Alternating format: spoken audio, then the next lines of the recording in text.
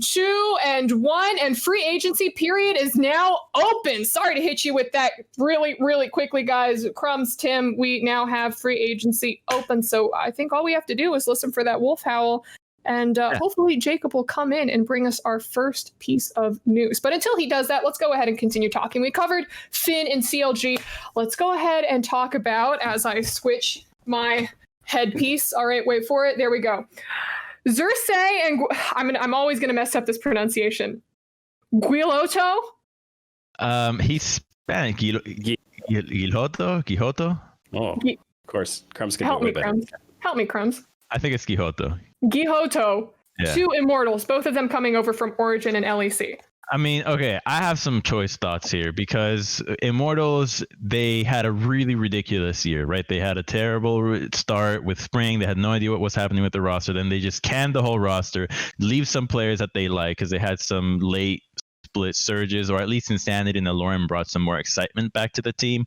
And then they were looking for new staff, but without leaving the old players, without telling us what was happening with the old players. We thought, okay, are they going to develop these guys or not? And then bringing in new staff, we don't know what the new staff has to say about those new players. So bringing in Quijoto and Xerxes together, I'm thinking, is this going to be a combination with Aloran and Insanity? Because if so, again, this doesn't really seem like a rebuild of any sort.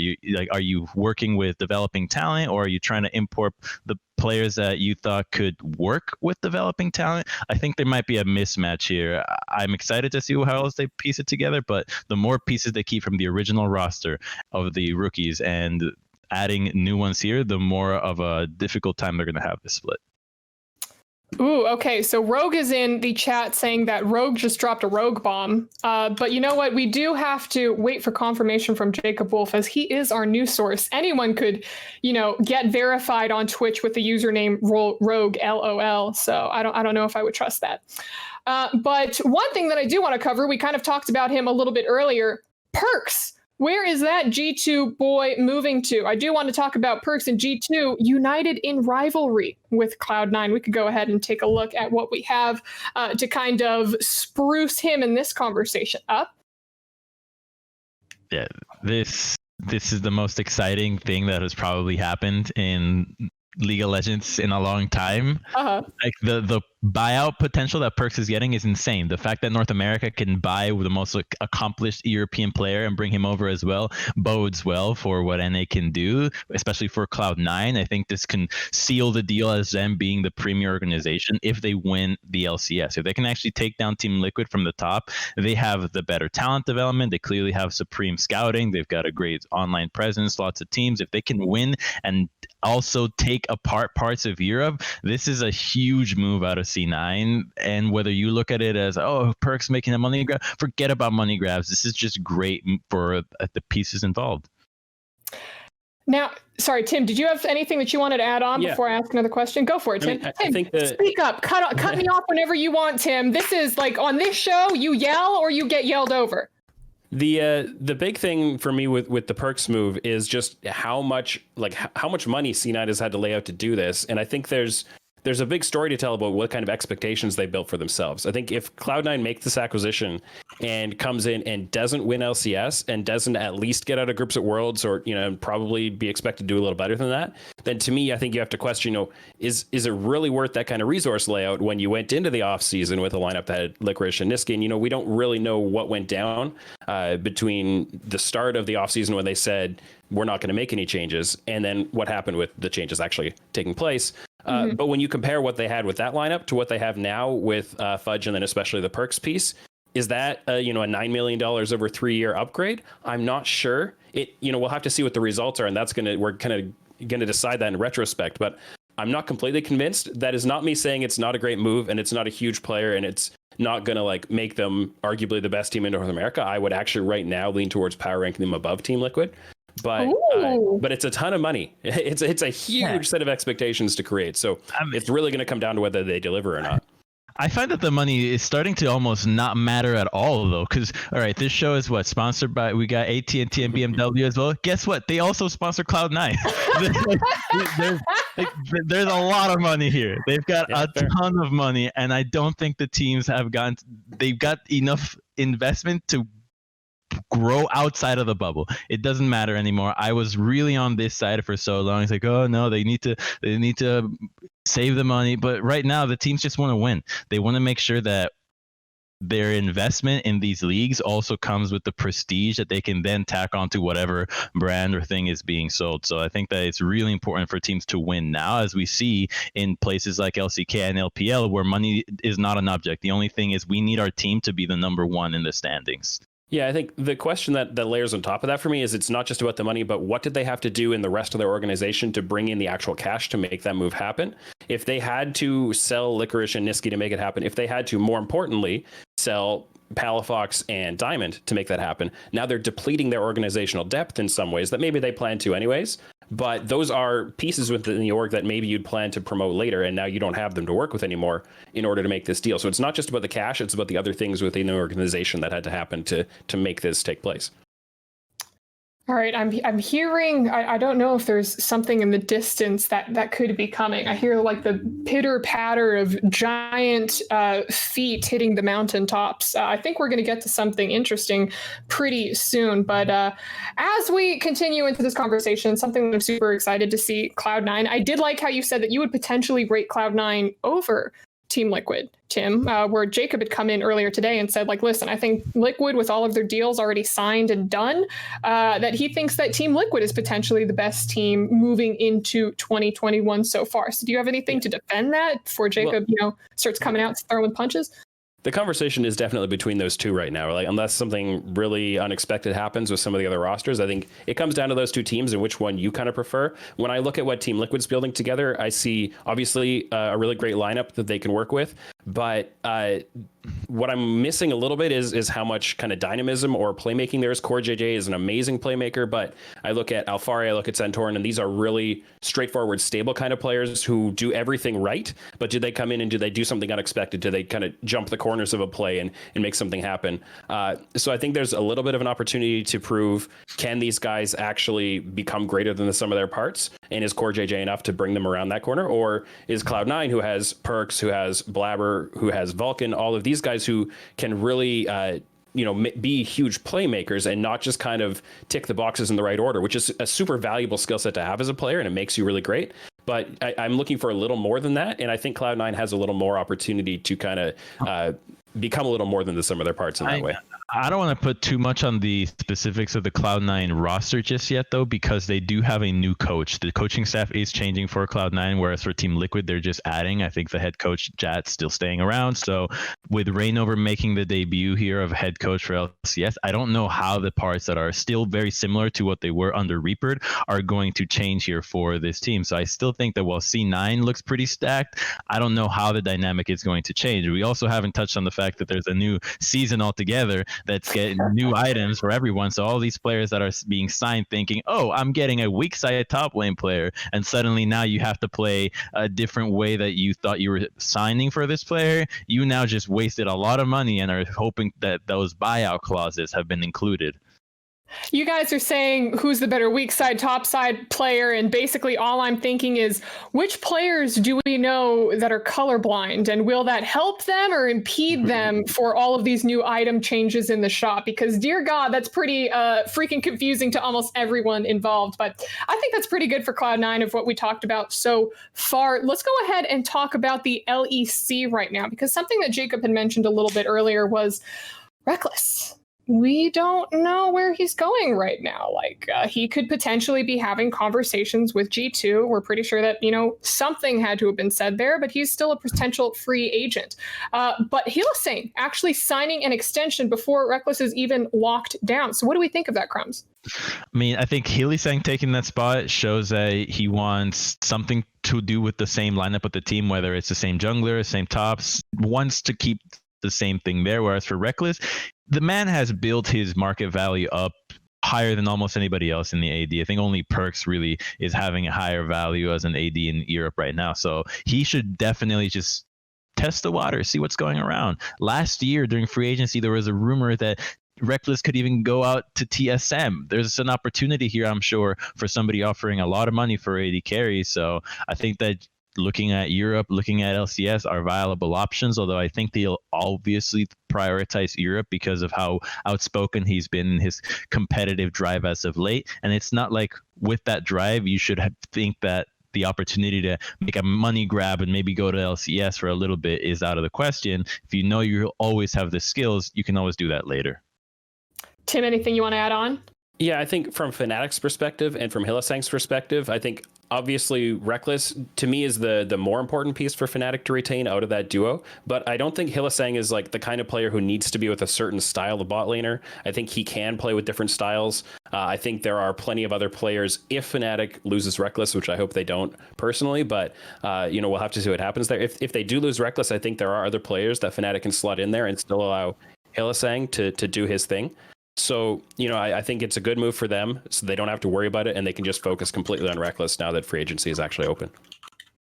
Once again, I am hearing the pitter patter of feet on the mountain. I'm wondering if something is maybe coming our way. It's ominous for sure. What's? Did you guys hear that? Did you hear that? That can only mean one thing. That was the howl of a wolf, which means that we have a wolf bomb incoming. Jacob Wolf, where are you? Can you come in and speak with us?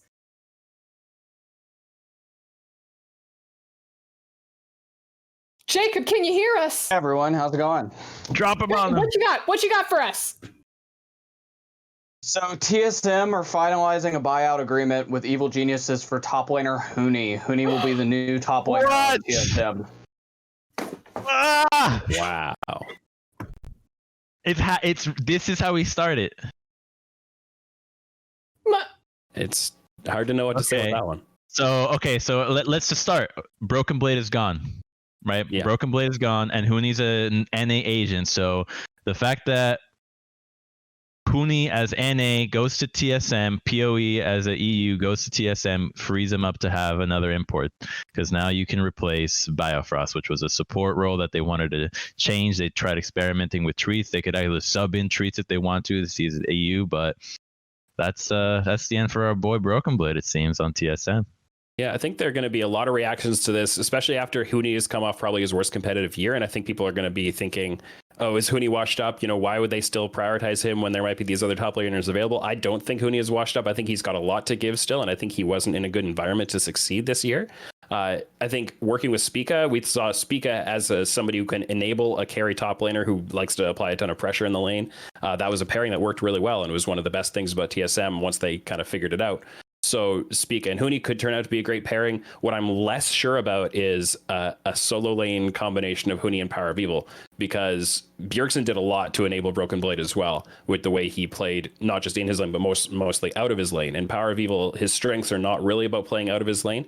His strengths are about, playing for his own lane phase and then the team fighting and all that kind of thing. The fact that HUNI is on this team reminds me a lot of when he was on Immortals, had a really rough end of the year, and then went to T1 right after that. So a big upgrade in teams right away. And I think that he lived up to the expectation that T1 had. He was kind of molded away from the carry player into tank in the hands of Coma. I think this is what TSM want to do here now. They saw how he played in Academy. Yes, it wasn't pretty. Yes, he had some really good decision making and was a leader for his team, but individually he didn't look good at the end of the split. EG puts him in, so they can see that he does improve when the team around him plays better, when he has players that maybe he respects or feels more confident around. So I think TSM is hoping for that. Now, that's not something you feel very confident about when you're doing a signing that you're just like, I hope this works out, because it hasn't in the last few years.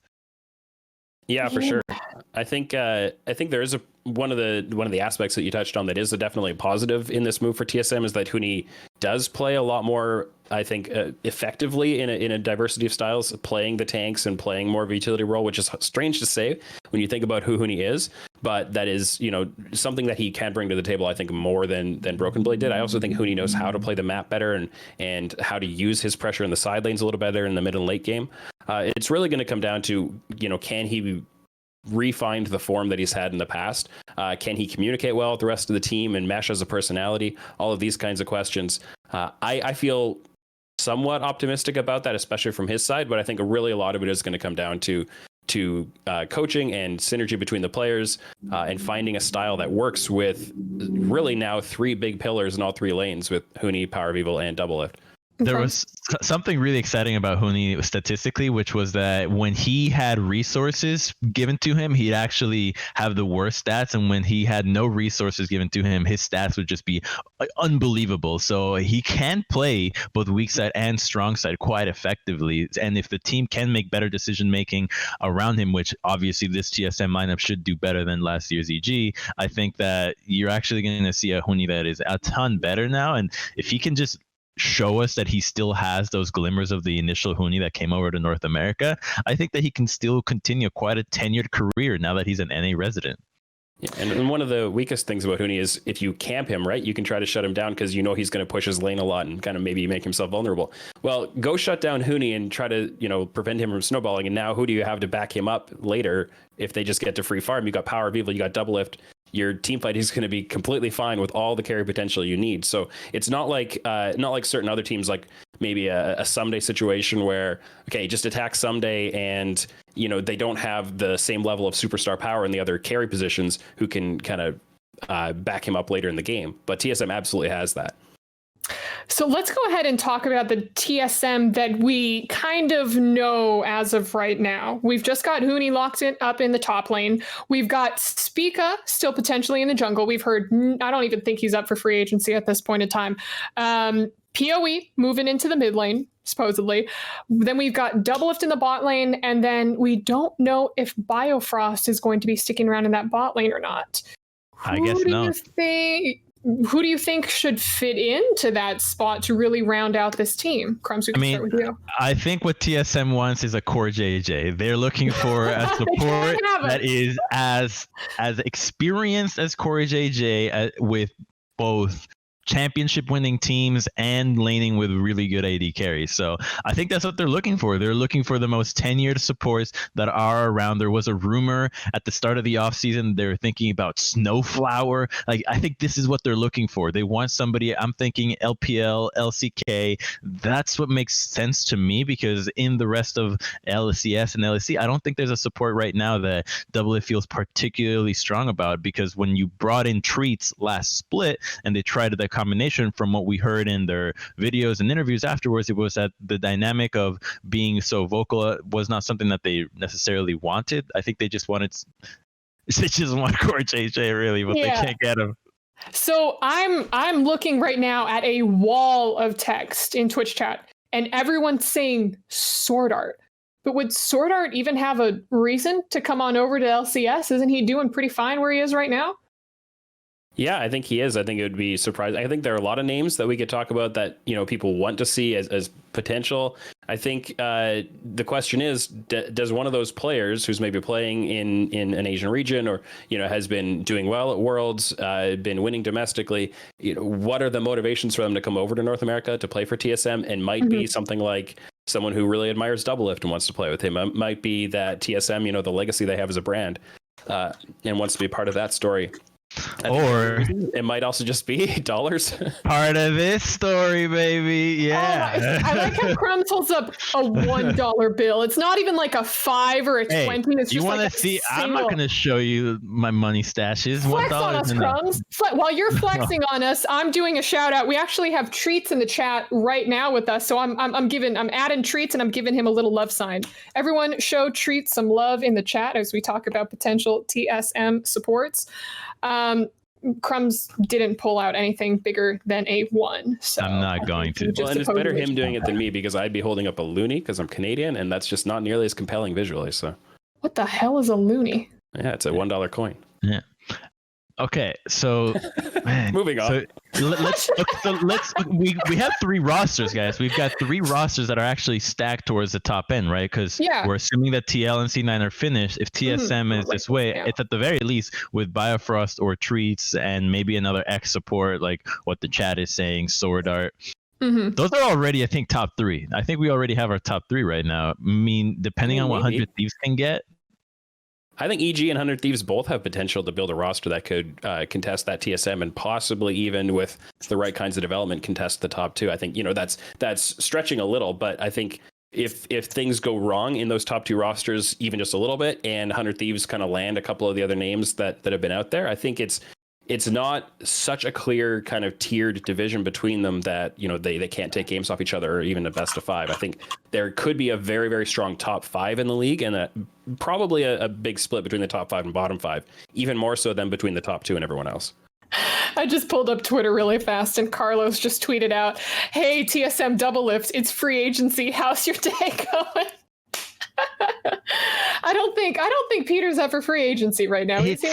No, meme going around. It's so nerve-wracking as a player. Free agency time is always so scary because you could be completely in the loop, and so many times decisions are made around your future that no one needed to tell you. Literally, they can just say, "All right, you've been traded. We didn't need to tell you. See you later."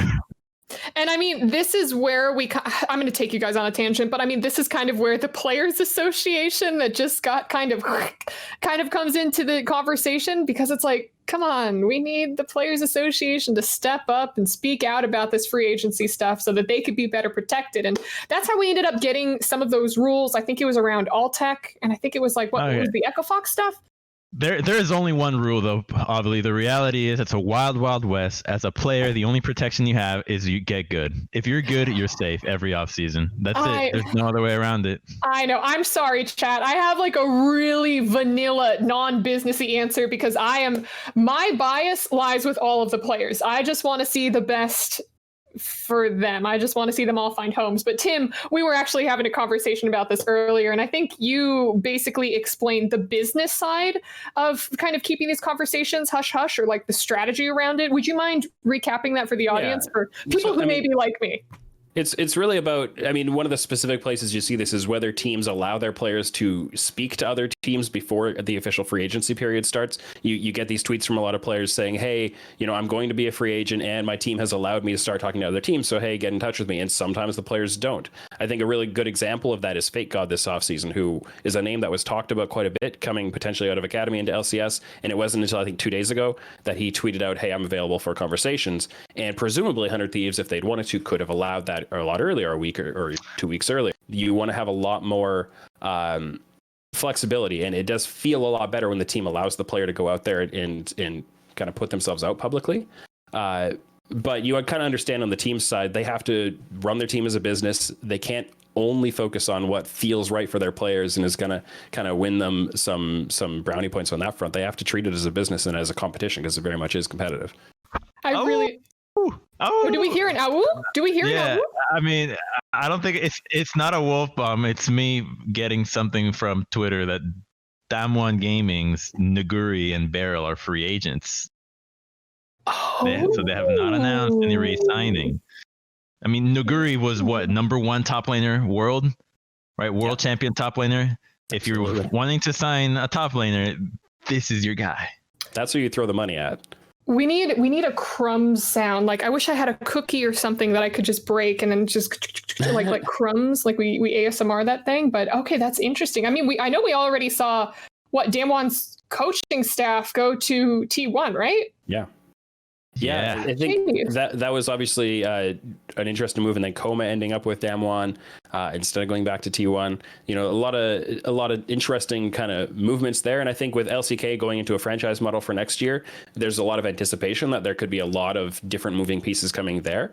As you know, organizations shuffle. One team comes out of the LCK and someone else comes in replacing them. We've seen a lot of big names being going to free agency. And so, you know, we'll see what happens with all of that. But I imagine there's going to be quite a bit of movement on the Korean front. And the real interesting question from kind of a Western fan's perspective is, do any of those players kind of trickle out of Korea and end up somewhere else? So I don't really have any specific expectations, but I imagine we'll see at least a few names kind of end up, as we do every offseason, even without the transition to franchising. Mm-hmm.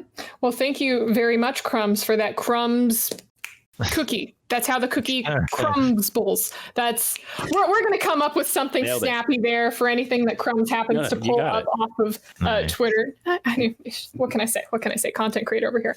But for everyone who is in the chat right now, I know that we have had a couple technical issues with the stream, either, going up or going down sometimes, a little bit of this, a little bit of that. I do want to apologize on behalf of everyone here for that. But at the same time, I also want to do a huge shout out, because this is seriously a one-man show right now. We have one man named Thomas behind the scenes. It is him and his laptop against the whole dang world. I kid you not. He's got like 10 windows open on his laptop right now, and he is just typing away on OBS. So I would absolutely love and appreciate it if you could just go ahead and drop a Thomas, we heart you. And if you're maybe upset at Thomas for these production issues, because you could totally blame him, I would love to do that too. Just give him like a Thomas and then an angry emo.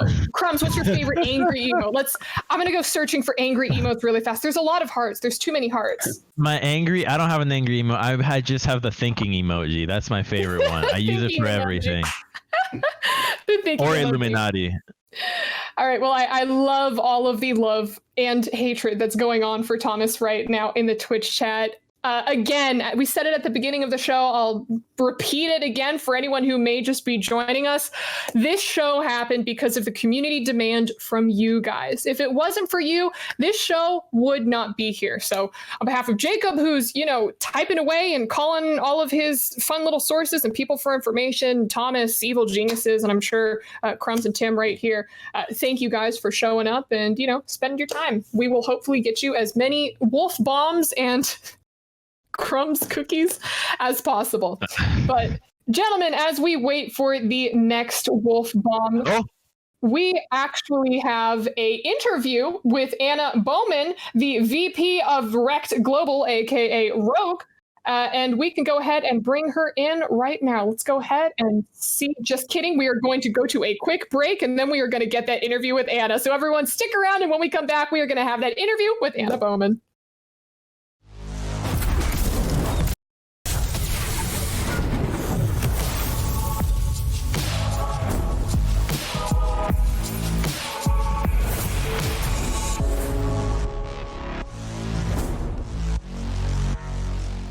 I need cover from all sides, to my right, left, and above. All right, we got this. What? Dude, your internet! Mom!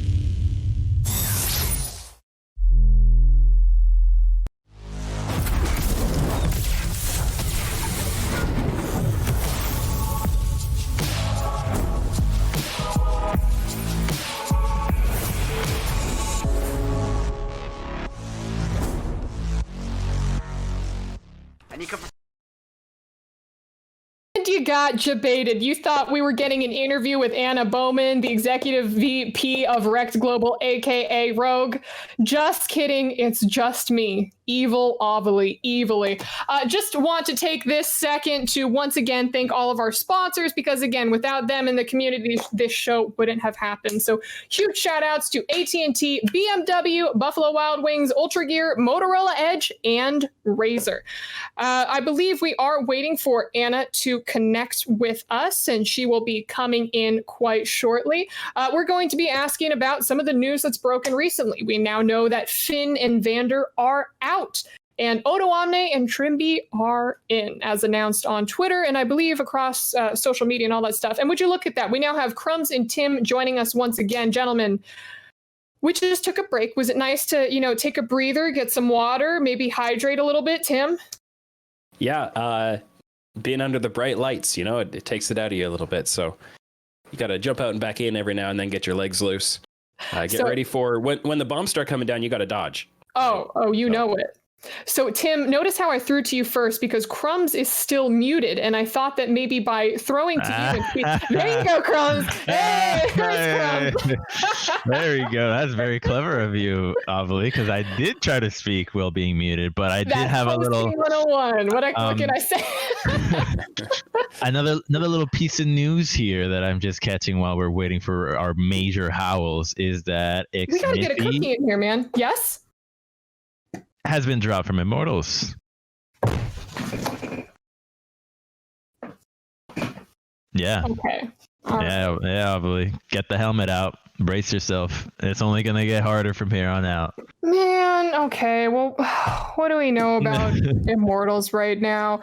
Listen, guys, as I said before, I am incredibly biased towards the well-being of the players. So it absolutely breaks my heart whenever we lose a player. But let's go ahead, take a little sneak peek. Where'd you find this? Was it on his Twitter? No, I just saw Immortals tweet. I mean, we knew these things would happen, but you always wait to see it being official. It's like a relationship. Until it's on Facebook, it's not official. Until the team posts it out, it's not official. Yeah, and I think like you said, we did know this is coming with the Xerxes signing. Having both Xerxes and Xmithy in your organization doesn't make a ton of sense. Because you'd have to put one of them in academy, and I don't think you really plan on having either of those guys in academy. So, it's not a surprise to have this news come out, but you do kind of hope that Xmithy can land somewhere. I think he's still got some more to give. Question is kind of where that is. Maybe he does end up having to take an academy slot somewhere. And we'll just see which team kind of sees some value in him, whether that's as a player in the LCS, whether it's as a mentor to some younger, less developed players. I think he might be able to fill that kind of a role as well if that's what he wants to do, right? He's going to potentially have to make a choice there. Okay, can I speak and say something? You two are the analysts. Can I speak from like a fan's perspective really fast? Is that okay? Cool. You guys can roast me for my opinions right after. I'm just going to go ahead and drop this really fast. As a fan of like OG LCS players, I absolutely love and adore Xmithy. I know that he maybe didn't have like the best running for 2020, but you still have to remember all the amazing highlights that he had, not only on Team Liquid but all the teams prior. Like, holy crap, every single Baron and Dragon steal that he ever pulled off is like forever lives in my head. So for me, it feels kind of poopy when you have Immortals commit to bringing him on and say, hey, listen, we'll, build the team around you and everything, potentially build in those like rookie talents. And then it just feels like they kind of scrap it in summer split. And then where does he go? So, I mean, as a fan, it feels bad for me. But I mean, Crumbs, I guess you can kind of explain why it is that way. Okay, I mean, if Xmithy should not feel bad. He joined the 2019 roster of Immortals, and you kind of knew what was happening, right? I believe he had some other options. We speculated at the time of TSM, but he went with the money option. And when you saw the roster and you saw what was happening, I think the writing on the Immortals wall was there from the very beginning. So if Xmithy still has a competitive drive, he's going to have to accept that the money grab was now, but the entire year did take a big toll on his reputation, and you'll most likely have to find a place in either an academy team or an LCS for a year, do something like what Aframu has done with Johnson, clearly proving that, hey, I can still play despite my veteran status. I don't need to command a crazy salary all the time. So if he can do that, he can stick around, but it's by no means a bad year to end on. Financially speaking, Xmithy was very happy in 2019. Tim, anything to add? I'd say that competitively too, Xmithy was not to blame for the competitive struggles that Immortals had this year. I'd say that the version of the team that had him with a lot of the young players, with Alorum and Insanity and Apollo and Hakuo, that was not the worst version of the team this year. And I think he did a reasonable job playing with what was given to him and what was around him, I think, given the style of player that he is and the rosters that he had to work with. I think Aframu is a great comparison to make, that it was very much a redemption year for him, and if Xmithy can pull off something like that, I think it's certainly possible if he lands in an environment that is a little more kind of conducive to allowing him to succeed. But at the same time, it wouldn't entirely surprise me to see him go without an LCS team. I think there are a lot of other junglers around the league that could be getting looked at for other reasons, whether it's that they're a little cheaper, whether that it's they've got more potential that hasn't kind of been explored or developed into yet, whether it's Santorin, getting paid a ton of money, and Team Liquid just thought that was a better option for them. I think there are reasons that Xmithy wouldn't land in the LCS, But I do think that he has a chance to kind of, if he still has that drive to compete, that he could kind of work himself back in. Thank you for humoring me as I ask that question. I do hear, I think, just pitter patters again of footsteps on the hill. Waiting to see as we see. There Look it at is. this. I do want to direct everyone's attention to the right side of the screen right now. That is the wolf den or the wolf cam, where you could basically see Jacob just walk back and forth in his room, talking to all of these important people. But where did he go? I feel like that can only mean Crawl in a one little thing. hole somewhere. It's coming. Does that mean something? Did he crawl into a hole like you said, or are we going to get something, perhaps an audio cue as we do you hear anything? I don't hear anything. So maybe it's just a fluke. Maybe it was just like the whistling in the wind. I guess I heard incorrectly, Crumbs. I apologize for that. But okay, let's go ahead and talk about the oh, what? I just heard it. Crumbs, you know what that means. It's time for a wolf bomb. Let's go ahead. Jacob, what have you got for us? I got double bombs for you here. I've been back and forth on two different things the past few minutes. All right, so let's go with the first one. It's the bigger of the two, I think, and it is that we've been talking about what FlyQuest would do if they're with their entire roster breaking up, and I have an answer to that now. FlyQuest is buying 3 players from Cloud9. They are buying Licorice, Palafox, and Diamond. So they have a top, a mid lane, and a support as of tonight. So Licorice, Palafox, and Diamond will all be new members of FlyQuest for 2021. And then bomb number 2, let's go ahead and get it out. BROXAH is going to CLG. Oh no! Oh, what's happening? Oh, I don't know how to. Okay, I need some moment. How do I feel? How do we feel? Oh, Jacob, you can't just drop that on us and then leave. literally can. Can he? I mean, I can talk for a minute. I went and give some callbacks. Jacob can talk for a minute. In the discussion. I do. Jacob, BROXAH to CLG. Why? Why? I love BROXAH. When me and Crumbs were talking about this could potentially happen earlier today, my reaction was, this is what it feels like when a team has an additional import slot and you don't know what to do with it. That's how I feel about CLG. So they have Finn, they have Pobelter, and they have Smoothie. They're probably going to get a domestic AD carry. They already have 2 on their roster. We've also heard that FlyQuest has bought out Licorice, Palafox, and Diamond, completing their top, mid, and support positions. I mean, Jacob, what do you want to hit on first? Do we want to continue talking about BROXAH to CLG or talk about FlyQuest?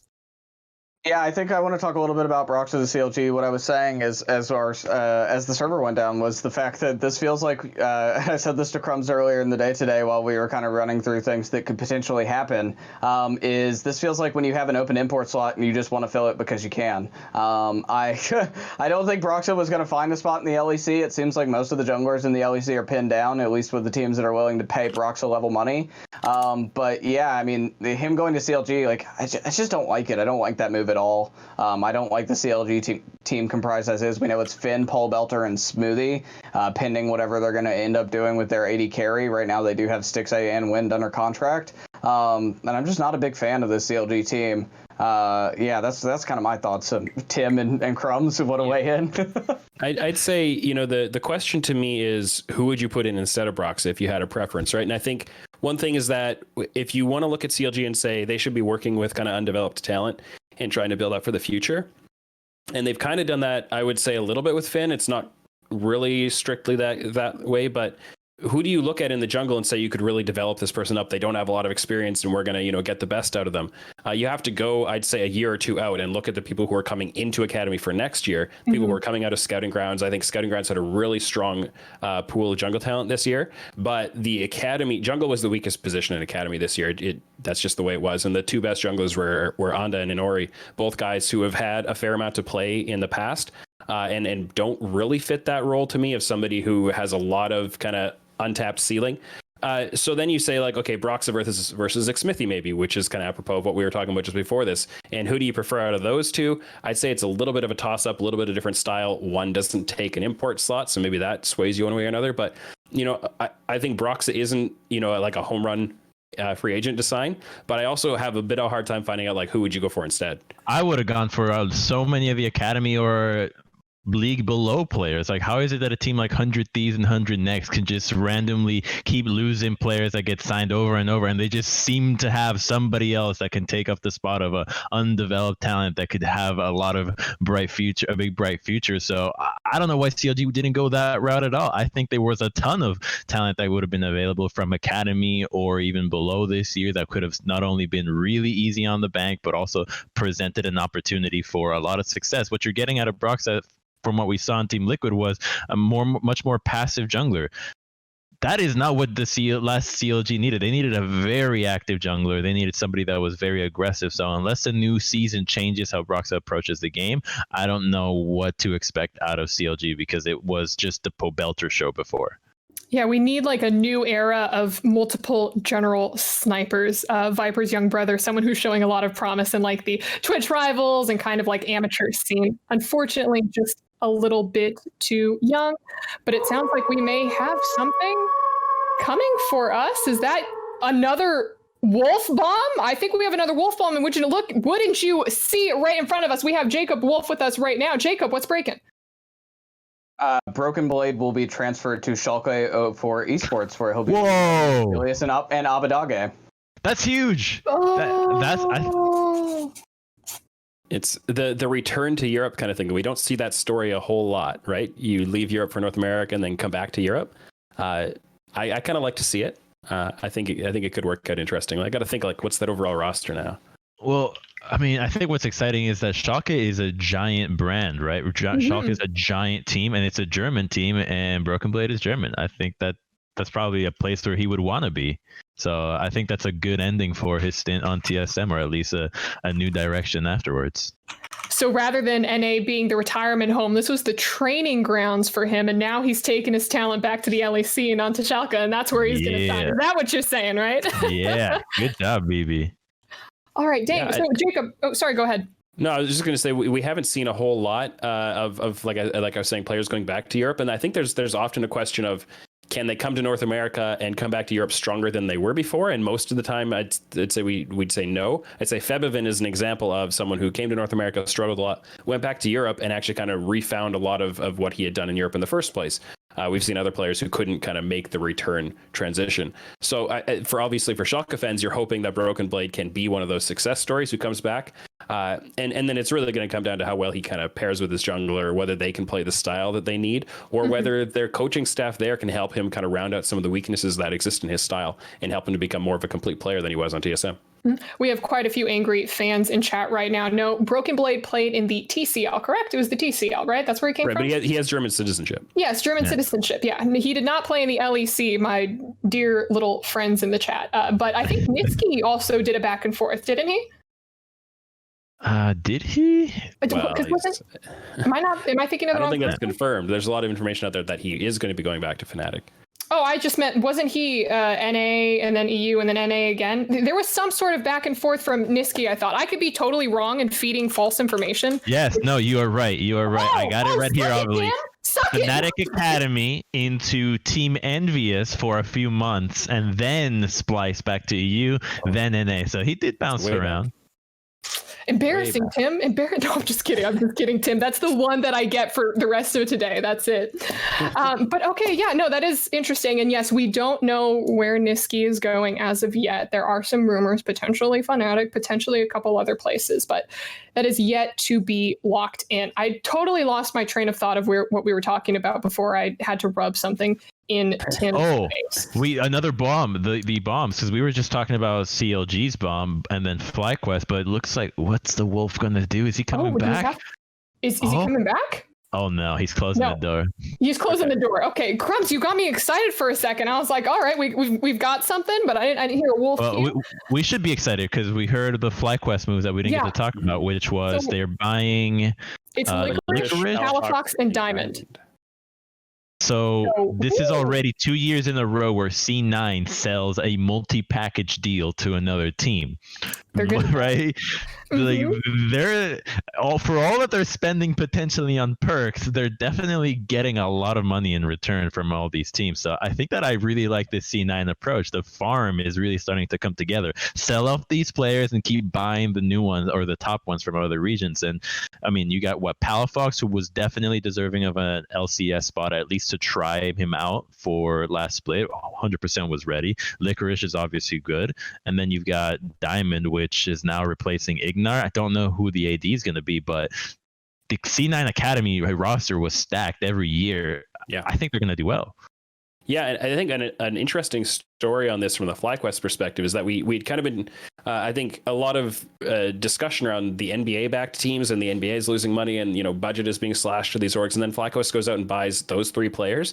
And one of the really big topics with Cloud9 and the way they run their academy side of the business is that they really build up these players, stockpile as much talent as they can, set high buyouts, and make a profit on it.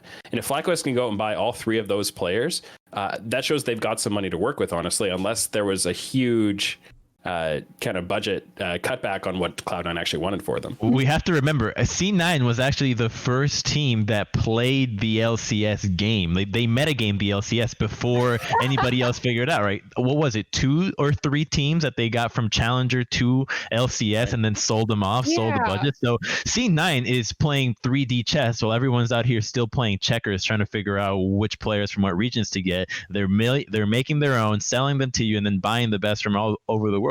I really like how this plan is starting to pan out for them. Yeah, for C9's perspective, it's been great for them, of course. I think some of the other teams might not be too happy about what they've had to work around with the size of the buyouts they've had to pay and things like that. But obviously, FlyQuest found enough cash to get those 3 players. I think all 3 of those guys. So obviously we know about Licorice, but Palafox and Diamond, as you said, those are 2 players who were definitely among the more LCS ready in Academy this year. A player that I'm really curious about that wasn't on this list was King, the Oceanic bot laner that played with Cloud9 Academy in spring. And I'd say, he had visa issues and couldn't play in summer, but leaving that aside, he was arguably the #1 player in all of Academy, I would say. So the question is, will anybody be able to afford to buy him out, or do they not, see it the same way I do? Between him and Fudge, those were the 2 best players in Academy in 2020. So I'm not sure where he gets left in all this shuffle, but Palafox and Diamond, great pickups. I think a lot of people are going to be excited about that. I hope FlyQuest has the patience to actually let them develop throughout the year and continue to improve, because we can have times when these players struggle a little bit to kind of round into form. And in the first few weeks, especially, you get some bad games. And all right. Now, we do have Cloud9 Jack in the chat right now saying, my Academy team will smash most of these LCS teams. LMAO. That's a lot of confidence coming out of Jack, but honestly, because of the track record, I am inclined to believe him. Shout out to Jack in the chat. Jack, if you want to just, tell us how much money are you profiting from all this? Right. I know that the potential perks could, be a hit in the wallet, but there's a part of me that believes you're profiting. What's the budget, right? What's the C9 budget look like? How much money is there for the roster? Tell us. We're going to have to wait and see if maybe one of our mods, Winter's Ward or whoever, can go through and just kind of scrub and see if Jack ends up responding to us. But yes, as we are talking about FlyQuest, the huge roster change, I mean, it also kind of makes me think about when we had that Cloud9 period where it was like, okay, people are having attitude issues. Let's go ahead and just put Academy in for Cloud9. And it was what, Sneaky, Svenskeren, how many people swapped over to the main team from the Academy team, and then both squads ended up doing really well in the split? Is that yeah, that happened. A bunch of money. Yeah, putting in. I'm pretty sure Blabber was part of that. I think Golden Glue going in mid was part of that.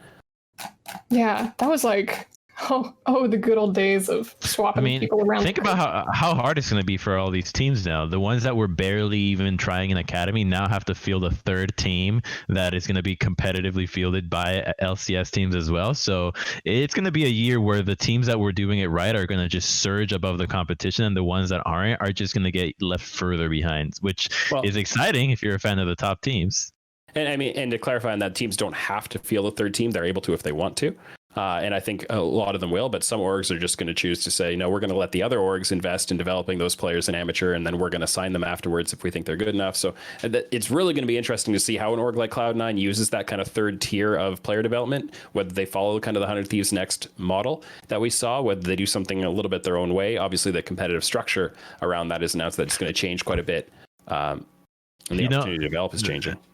You bring up a really exciting point, though, which is that in a sense, ranked fives can kind of be back for a lot of players. Whether you like just random solo queue players can legitimately think about being on a team and now be signed by an academy team or a team below it. Yeah.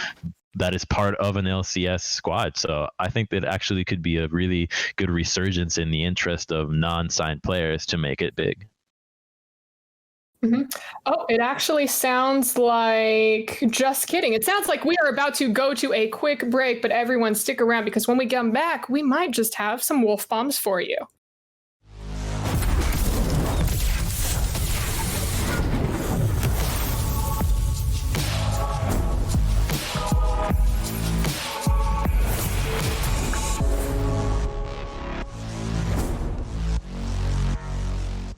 I need cover from all sides, to my right, left, and above. All right, we got this.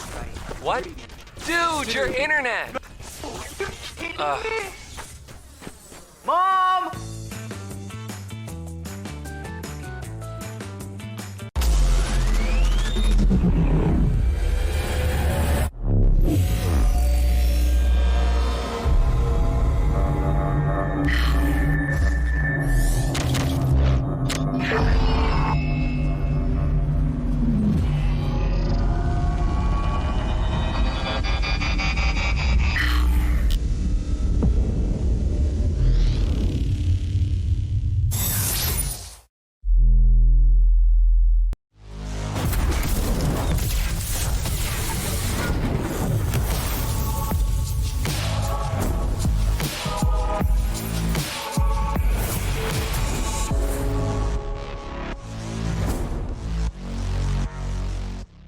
From all sides, to my right, left, and above. All right, we got this. What? Dude, your internet! Mom!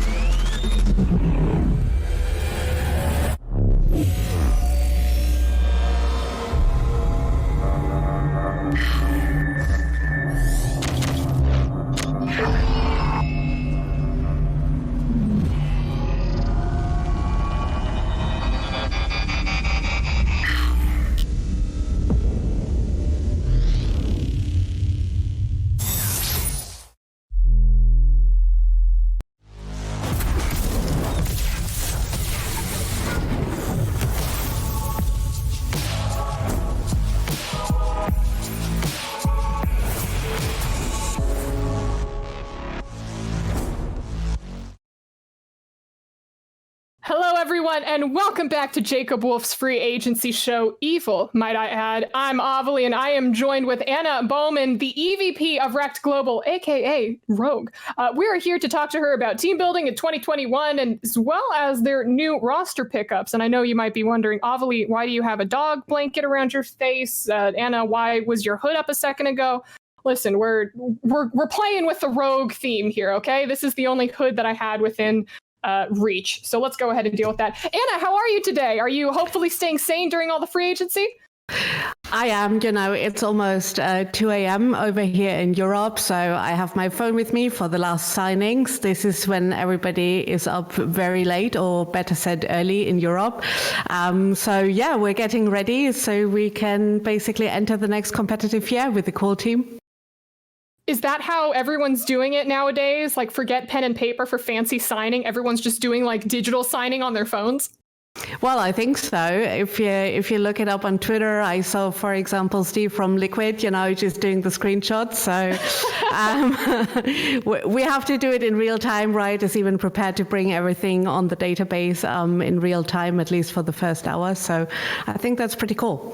Maybe one day we could do it by messenger pigeon or something really cool like that. But in the Rona times, maybe not so much. But hey, let's get straight into talking about these free agency and these roster moves that Rogue has been making. Because first news that we kind of got this morning before free agency activated was that Finn and Vander are out. Any final words or parting words for them? I mean, all I have to say is a really huge, big thank you to both of them. I think they're amazing people. They're amazing players. They went with us to our very first World, so they're really cool players. I think they also have really good destinations. So, yeah, I'm excited for them, and I wish them all the best.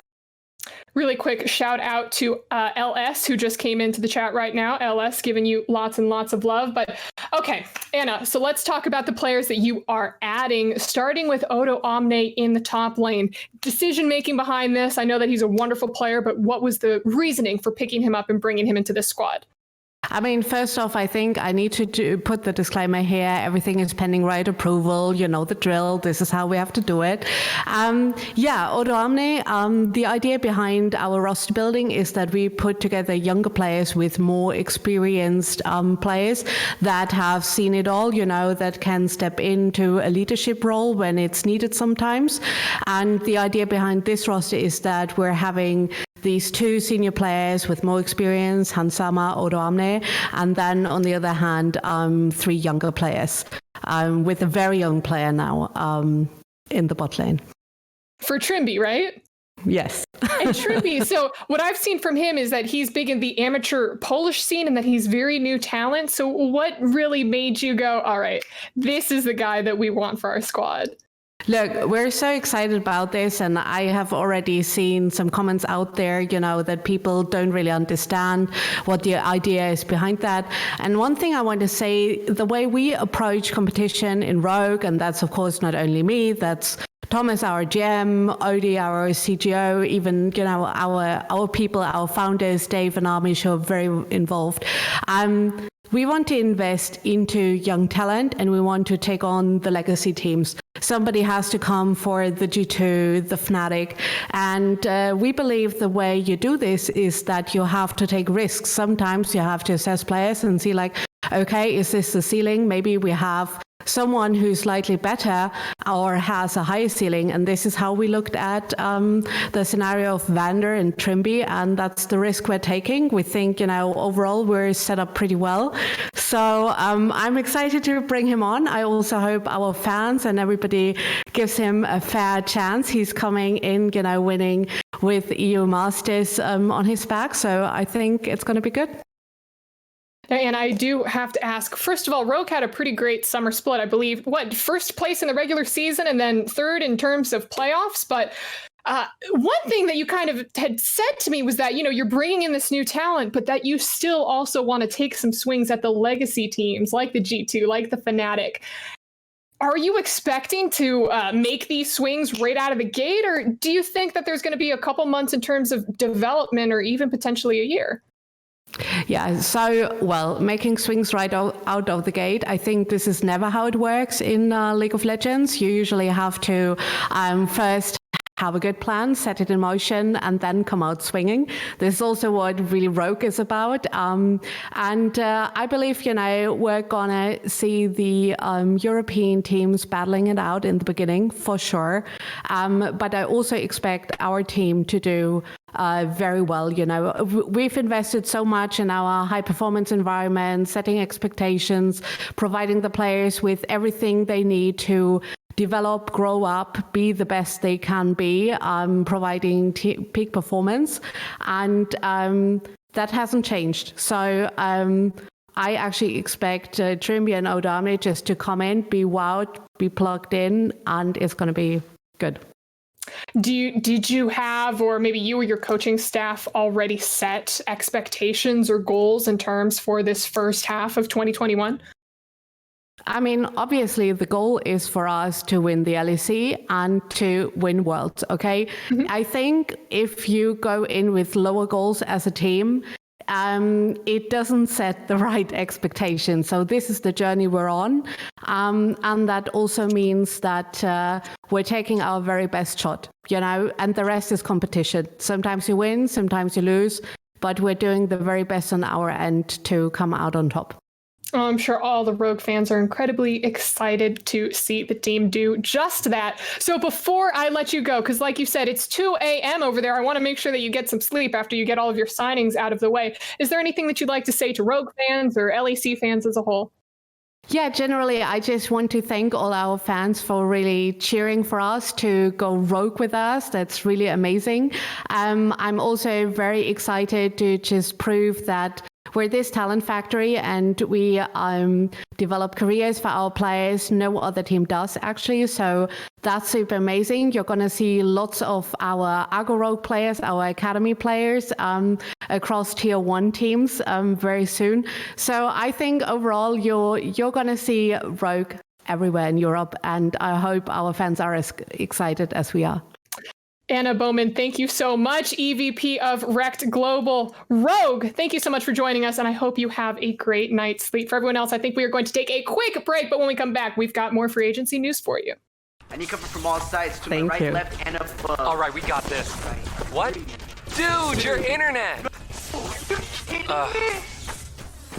Mom!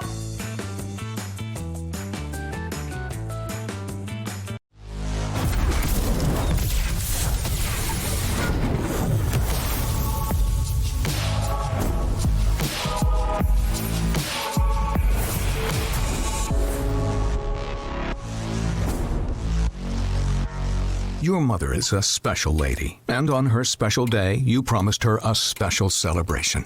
But if slow upload speeds won't let your video call through because you have cable, just remember, you're not a bad son. You just need better internet. AT&T Fiber delivers a faster internet experience with 20 times faster upload speeds than cable. Get AT&T Fiber, plan starting at $35 a month for a year. Limited availability in select areas. Call 1-877, only ATT. I need cover from all sides to my right, left, and above. All right, we got this. What? Dude, your internet! Mom!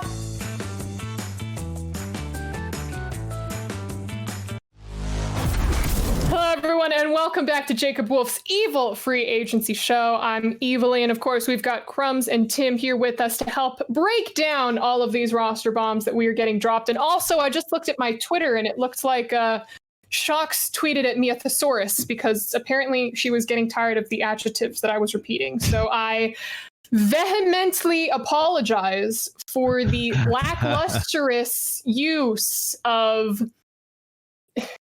Is there another word for vocabulary? Potage? Diction. Diction. For my lack of diction. Thank you so much. No, diction is how clearly you speak. Diction. Right, yeah. Tim's got it. Yeah. Thank Tim. Thank Tim, not me. Thanks, Tim.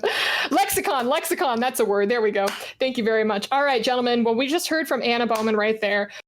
Rogue, very, very ambitious, but wait a second. Is there...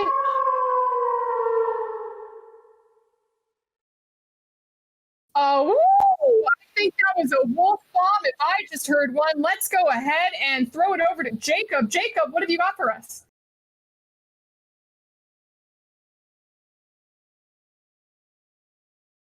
Sorry, I was muted, and now I am not. Sorry.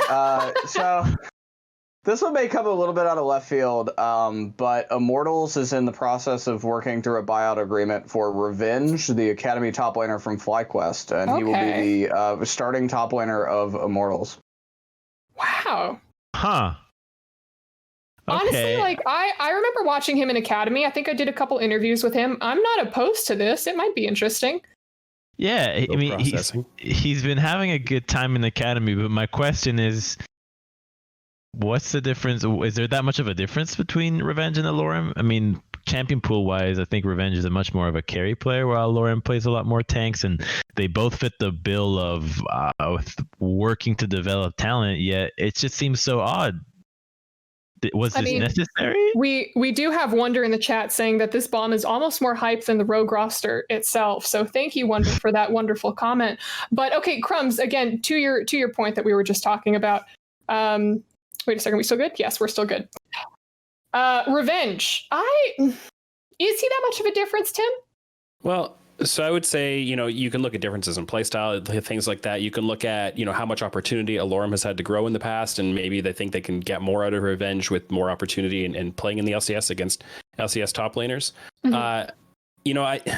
So I watched a lot of Academy this year, and I can say that Revenge isn't one of the players who stood out to me, honestly. And sometimes that has to do with the team he's playing on and the environment he's in. I think FlyQuest didn't have the greatest overall Academy roster, so you can say that in their favor. You can also say that from the organization's perspective, they've got a really good top lane focused coach in Malaclips who's really good at identifying top lane talent, and I would trust his evaluation of a young player above mine. But from my perspective, I look at the need to buy out Revenge. I'm sure it didn't cost all that much, but it's still the need to buy it out compared to, free agent Fake God, for example, who did stand out more to me. And I thought there was a lot more buzz around him. I think you can also look at, you don't have to go for a young player. You have a lot of top lane kind of veterans who are probably going to give you better performance. And maybe you still go for that and you give Revenge more time in Academy, or let them kind of play against each other and see who comes in and out. I think the format for next year, depending, if those changes come through, might make it a little easier to kind of trade players in and out from week to week. So I can see some reasons why they might do this, but it is really out of left field for me. I hope Revenge proves me wrong, but I'm not convinced that he's really the next guy. Does this look like... Oh, Crumbs, I'm sorry. Did you have something you wanted to add? Yeah, I just usually... And I mean this by no way to say anything bad about Revenge. It's just like usually when you're signing players, the first players that you end up signing dictate what other players end up being interested in you. So by signing an Academy player that has been untested, you are really going down, you're already hard committing down that path, yet you've already potentially signed a European jungler. So I'm already confused with what Immortals is going to be doing. And to me, it doesn't seem like there's that much cohesiveness with this game plan, with importing coaches and junglers and then a side to maybe an upgrade in the top lane department with an NA talent. So need to see more, but I'm as hopeful right now as I am for CLG. Well, that's basically what I was going to ask, because for a second I'd almost forgot about the potential coach import and player import. I don't even know if at this point it's been confirmed yet. So many things up in the air. But I was wondering, is this just potentially a budget pick or a budget roster move? Yeah, I think you could look at that. Anytime you bring in an Academy player who didn't come with a big buyout, like a Palafox or a Diamond, you can say it probably, you can look at the budget on that and say they're probably saving money compared to signing Hauntzer or something like that. But then you look at what else they're doing, bringing in Xerxes, who I'm guessing probably wasn't that cheap. And then, what are they going to do in the rest of their roster? And you go, I don't know if it all adds up. And the fact that they had to pay for his contract rather than just signing a free agent, you don't have, to Crumbs' point, you don't have enough of the rest of your roster built out that you need to hone in on a certain play style where you'd look and say, Fake God versus Revenge. And, maybe one of them is a certain style that fits the rest of your roster better. You don't really have the rest of your roster. They might have an idea and maybe they just haven't put pen to paper yet. And it is a bit of a play style thing, but I also don't think Revenge is, one of those players who has a certain play style he has to go into. He plays, pretty much the meta this year. He played, kind of the Aatrox, the Ornn, throw in a little bit of a carry champion here and there. But he kind of played a pretty standard pool. So it's not a stylistic choice to me. It's not one where you can see everybody agrees this guy's one of the next big things. Like I said, they must see something I don't. I'm trying to come in because here's the thing. I don't necessarily think that this was a bad move. I know you guys have said it was a question mark scratch your head move, but the way that I see it is this is another potential for growth. They're picking up another new player and potentially maybe he's the only one who's going to be the newbie and they're just going to try to train and build him up. Maybe they know something about him that no one else does, or maybe, Fly just had a really amazing selling point and told them about the potential, the skill single potential that he has. We're not really going to be able to know. We're just going to have to wait. But I'm hearing, I don't know if I've heard something just yet, but it's maybe the pitter patter of footsteps again, running majestically through the forest. We're going to have to get kind of confirmation on that later Thresh? on. But is it Thresh? Is it my dog Thresh? I have no idea. I think he's sleeping by the couch right now. But okay, let's go ahead and talk about the Immortals roster that we've kind of know as of right now. We've got Revenge in the top lane. Xerxes is the potential coming over from the LEC. Insanity in the mid lane. I don't think any news has been... wasn't there news about him extending his contract, or... I don't recall seeing anything on Insanity. I think it's somewhat reasonable to assume that they could continue to work with him as a young player and continue to see him grow. So if you got young solo laners and experienced jungler, I'm not sure Xerxes is the right type of experienced jungler to kind of nurture two solo laners. I don't know him, personally, and his personality that way, but. Okay. Wait a minute. We do have a little extra piece on Immortals, though, which is that there is no Hakuho. There is no Hakuho.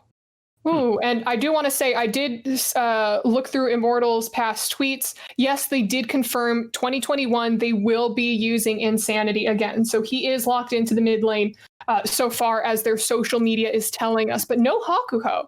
Okay, that's a little interesting. Does that mean Apollo's out too? Because I mean, those guys have been everywhere. They did split them up, which they had no problem splitting them up. But now that you need a bot lane and you have one import slot available, I just hope they just pick Oceania players, pick NA talent at this point. If you go down that road, I'm going to be very happy with the roster. All right. I just, little pitter patter. Maybe it is Thresh. Maybe he's upset because he has to go potty and I'm keeping him inside with me because I'm Oh, I think that was the wolf howl, which means that it's time for another wolf bomb. Jacob, let's go ahead. Bring him in. What have you got for us? Guys, so we have a little bit more clarity on what Evil Geniuses is doing with their roster. They will be signing Impact, the former top laner, and then they will also be acquiring Lost, the Academy AD carry from TSM, who will be the starting AD carry for Evil Geniuses in 2021. Wow. I'm very excited. I love this. I think I like this roster. There are like a handful of players. Again, I watched a lot of Academy this year. There are a handful of players that I was really excited at hopefully seeing them move up into LCS. And Lost was on that list. Lost and Treats were the best bot lane in Academy in summer. And they were the second best bot lane in spring behind King and Diamond. And when King kind of couldn't play in summer, those guys stepped in. And Lost was great, both splits. He's really grown a lot since a couple years ago, the last time we saw him in LCS. I think he's a really fantastic player and he'll do well. You can draw some easy parallels, Oceanic bot laner to FBI. I'm not sure if we'll see kind of the same thing. It depends on, who he pairs with in the bottom lane and, how well that works out. But I'm really excited to see Lost in the LCS. Oh, this is going to be super fun because he was coming over. What team was he from originally? Is he coming over from TSM Academy or... Am I thinking of a different person? So TSM Academy is where he's coming over from. Okay, I'm kind of excited for this. Crumbs? I mean, for EG, now I'm thinking what the mid laner is going to be. Is it going to still be Jizuke or is it potentially the Nemesis move? Because now we're looking at an EG roster that is entirely different with the exception of Svenskeren, right? Impact, Sven, Nemesis, Lost, and... Ignar. So I'm really interested to see how the coaching staff handles this because now you have essentially a coaching staff getting with a new coach at a second round of a new roster because this is the second year they're in the LCS. So it could be a really exciting time for EG to just keep honing their skills as they figure out where they land on the LCS, whether they're a talent farm or whether they want to buy players. So I like seeing this development from them. We have Niski in the chat saying that yes, Nemesis would be Pog, but here's something that's interesting. Is this a reunion of Impact and Svenskeren? Yeah.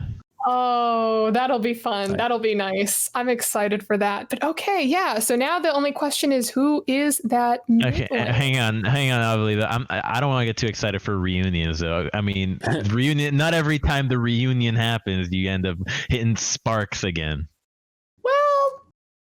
Is this a reference? Yeah, I'll reference it. Yeah, yes, it is. It actually is exactly a reference to the TSM bottom lane. Oh man, dang it. Okay, well, haven't there been some good reunions, right? Like, nope. Okay, maybe. Okay, you might be right. Let's go ahead. You what? Not on the top of my head. Not on the top of my. Dang it. Okay, I'll be thinking about players who got a reunion over the course of the next Apollo Haku. Yeah. Well, no, they've been. Yeah. I was going to say that, but I knew that wouldn't really match up. But let's go ahead and, man, we've talked about quite a few teams now, and we've broken quite a few news. So, I mean, do we want to play like the little exercise game of who do we want to fit into that mid and support position for this team? Yeah, I think one really cool thing about what they've done so far is they've got a ton of flexibility, right? That's 3 domestic players locked in, and players that are pretty flexible. I would say Lost is a flexible bot laner. Svenskeren can play a lot of different things. I'd say Impact is a little less flexible, but not to the extent that is often said about him. So I think they can, it seems like they probably got a fair amount of budget left to work with. They can just go for the absolute best mid laner they can find. They've got an import slot to do it with. Whether they continue to run with Zazol support, whether they do something else there, I think they could also kind of make a really big swing and look for that import. TSM isn't the only team that we should be talking about how big of an import support might they be able to bring in. So it's exciting to see what else they can do. And I do think that they could potentially sign themselves into that kind of top 3-4 conversation in the league. All right. Wasn't there also potential rumors about Ignar filling in that spot, Crumbs?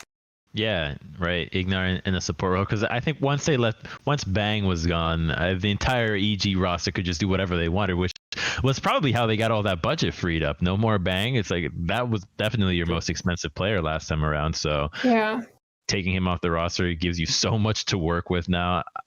If Ignar joins the team, that was what really excited me if you kept Jizuke, because I think you actually now have 2 players that want to be absolutely insane diving the backline, and that is exciting. But without Jizuke, then if it's Nemesis, the way that those players interact might be much more different, because Ignar, when he doesn't have somebody to back him up, ends up going for a lot of flanks and then maybe dies on his own or maybe wins you the game. You want to help him out so that you push the odds in your favor. Yeah, I will say, like, Ignar is the kind of player who's really good at playing kind of from bot into the mid lane or even from bot into the top lane, moving around the map, being like a trigger pull kind of a player. So he could really succeed in that role. It is so hard to keep track of all the moves we've actually heard so far. But, if we put him in with those other 3 players and then just throw the absolute best mid in possible, I think, yeah, this team could be really, really good. All right, guys, I do want to move on to one of our sponsored segments for today. This is going to be BMW's top 5 free agents in NA and in EU. So basically for this little exercise, I'm going to start with you, Crumbs, first. I'm going to go down the list. Top, jungle, mid, AD carry support. We could start off with the LCS. I want you to tell me who your top free agents are. And listen, you don't have to, well, yeah, I guess it is kind of restricted to the roles. I was going to say, if you wanted to go coaching staff for some reason, like, hey, hit me with the random coaching staff, I am all for it. Crumbs, are you ready? Yeah, I am ready. Then let's just start from the top lane. Okay, I mean, from the top lane, I think it's Hanser for me. This guy had been on some top teams, won LCS, and now free agent, Golden Guardians. We have no idea what's going on, and everyone's talking about somebody like Impact, but Impact's going to be way more expensive than Hanser, who had a pretty good year despite how quiet he was on Golden Guardians. I'm curious to see where he ends up, and would be really surprised if he doesn't end up on the team, because I think he absolutely deserves it. Jungle. Wow, yes. Jungle, we're going straight into it. Unless Tim, you want to but Tim, you're going to have your time to shine. My jungle pick, the hard thing about the jungle pick and about these lists is that the news had moved so much faster than what the abilities to make graphics are. So Hanser, still not signed, but my jungle pick was someone that was signed before, or at least we've heard of being signed before the free agency was even announced. Santorin, this guy, since everybody knew he was going to be the top pick, because people know that he was going to be relevant at the start of the year. If you remember last year in Team Liquid, when everyone knew that was the year that Xmithie was going to be over, that was the move that decided so much of what NA was about. Santorin, I think, is a similar deal here in LCS, and the fact that he's already picked up makes it easier for you to figure out who's going where. For the mid lane, again, you've got players that are signed. This is picking specifically people whose contracts runs out today. So anybody that opted out of the free trade doesn't really count for the purposes of these best free agents. And Torin had that case. So Crumbs, I'm so sorry to interrupt you. Please interrupt me. Listen, you have the Crumbs cookie, Jacob has the wolf bomb, Tim has the every time he drops something, he's got to get a tattoo. He's going to be Tim the Tap Man II. I don't know what I've got, but Golden Guardians just tweeted that they are dropping Haunter, Closer, DeMonte, FBI, and HUNI. The entire roster is gone. What? Feels bad, man. That feels awful. That just feels awful. Someone in the chat is writing. What? Jeez. They're all gone. That feels absolutely terrible. Oh my God. How do you even... Crumbs, take it away because I'm about to get upset. Okay, I mean, that is... Prepare yourself for Golden Guardians to have a very rough year. They have to just say, we tried, guys. They picked us apart. Yeah, but that being said, honestly, if there was any management team in the LCS that I trusted to be able to start literally from scratch at this point with what they've done so far and build up a new kind of team that can do better than expected. I'm not saying build up like a championship contender, but start from scratch and overachieve. I do think Golden Guardians is a management team that can do that. Really? I mean, think of what they were expected to do spring 2020. Like they were, if not universal 10th place power rankings, 10th or 9th, right? And yet they came through at the end of summer and were the 4th place team.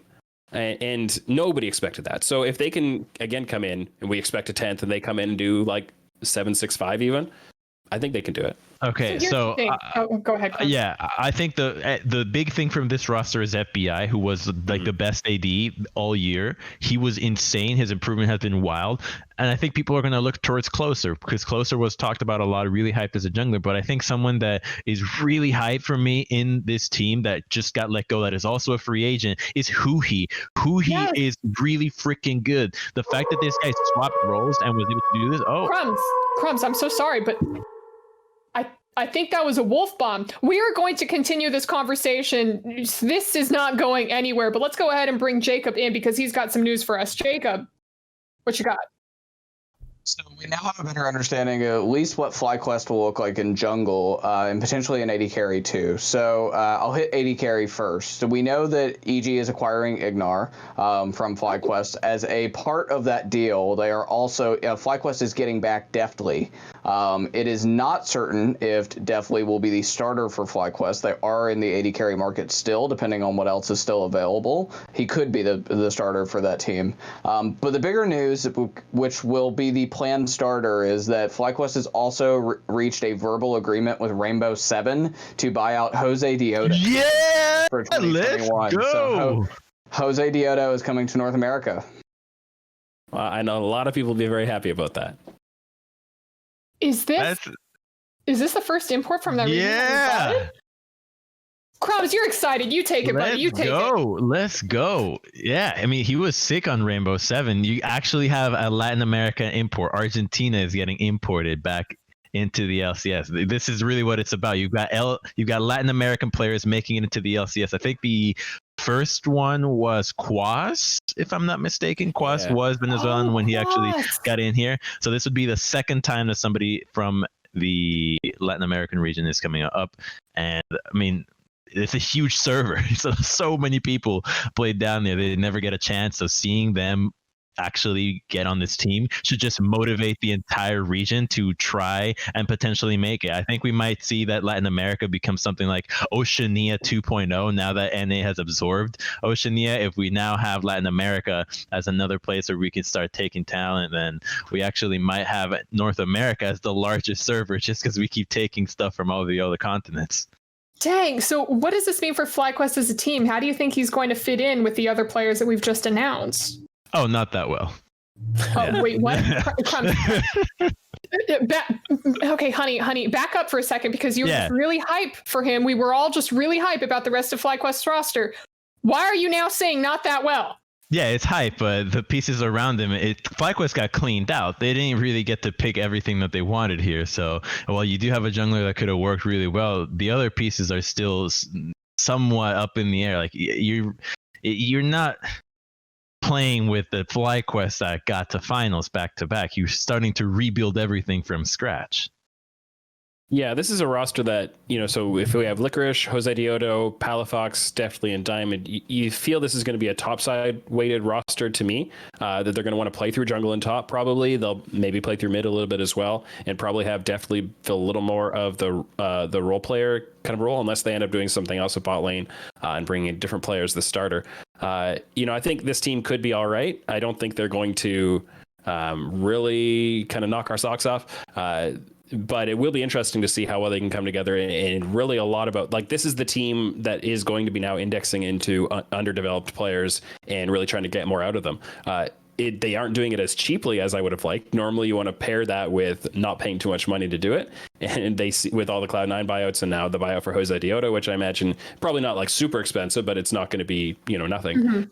They are paying quite a bit of money to get themselves into this position. So they either need to make that investment back by selling off those players in a year or two, or they need to, win and earn the investment back that way.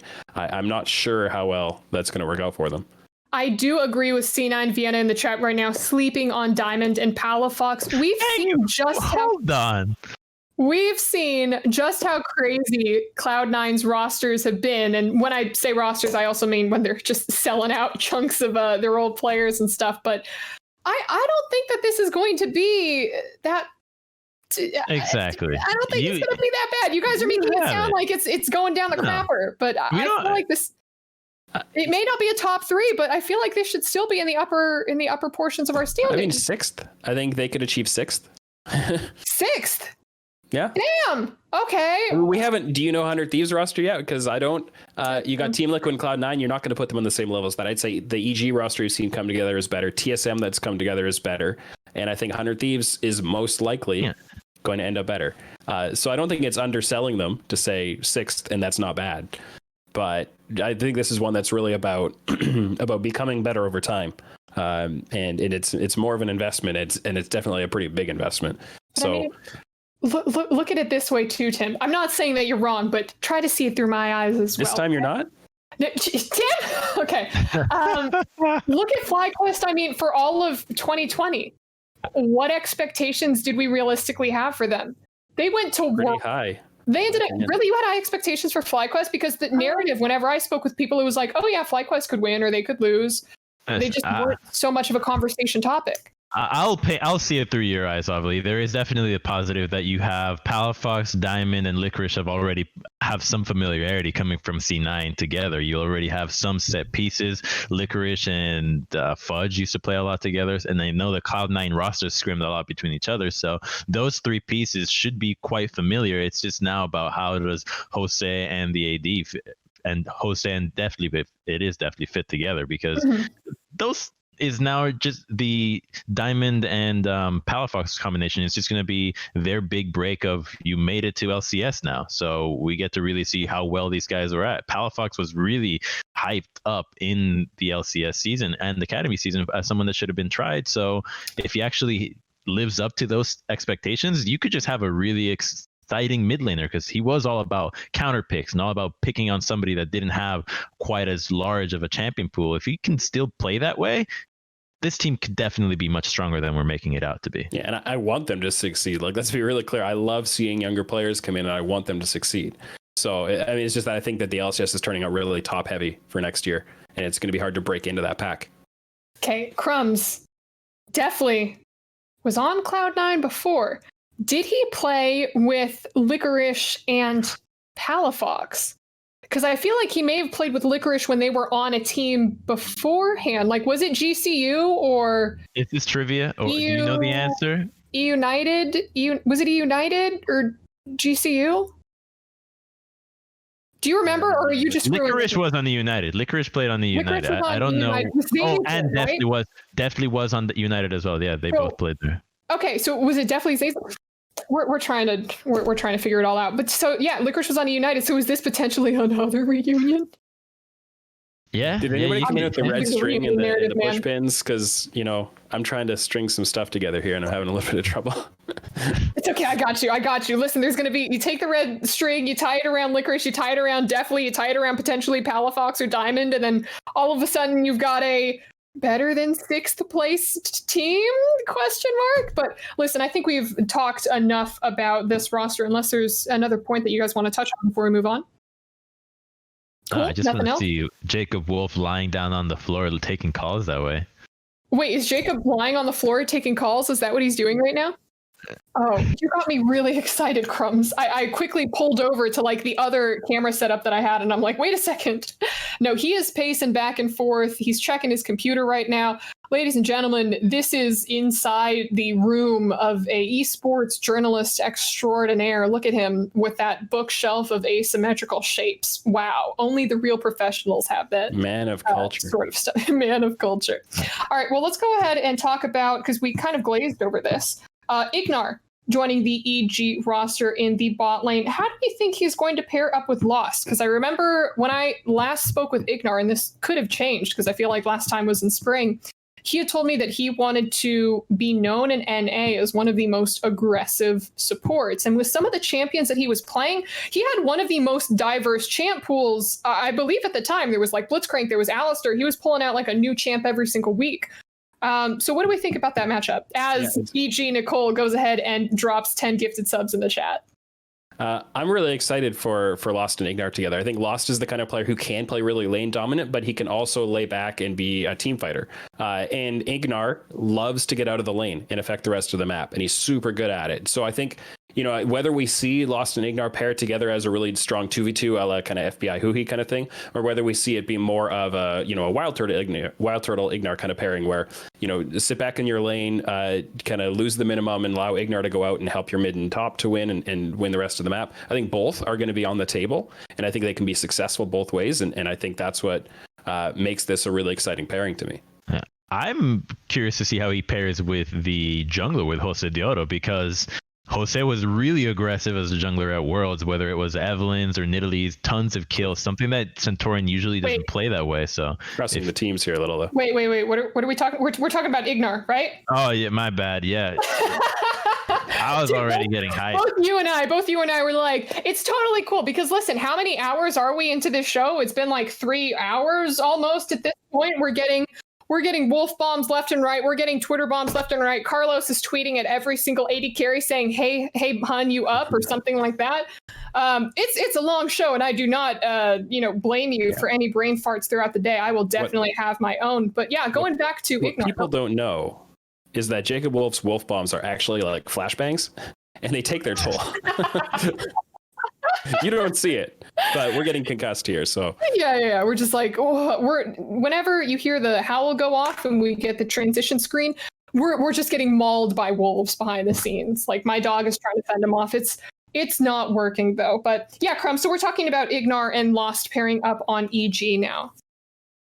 Yeah, well, it's still Ignar Svenskeren. The jungler and Ignar is really the one area that I thought was interesting with him in FlyQuest, because when they made the spring winning moves that got them to finals, it was Ignar on Rakan, Centaurian on Trundle. They even tried the same thing again towards playoffs in summer, trying to go with the same combination. So the jungle support pairing was, I think, how Ignar won games. It was leaving the laning phase and still helping. Whether he does fine with Lost or not, he looked better than anything else when he got to leave and play his Pantheons, his Leonas, his Rakans and Alistars, and never once was he about Enchantress. He played a single Yuumi game all year long. That was the only Enchanter he has. So if Lost wants to play lane dominance, I think he's going to have to be very convincing in how he tells Ignar that that's what he wants, because every time Ignar has a say, it seems like he prefers to end the lane as quickly as possible and go roam more.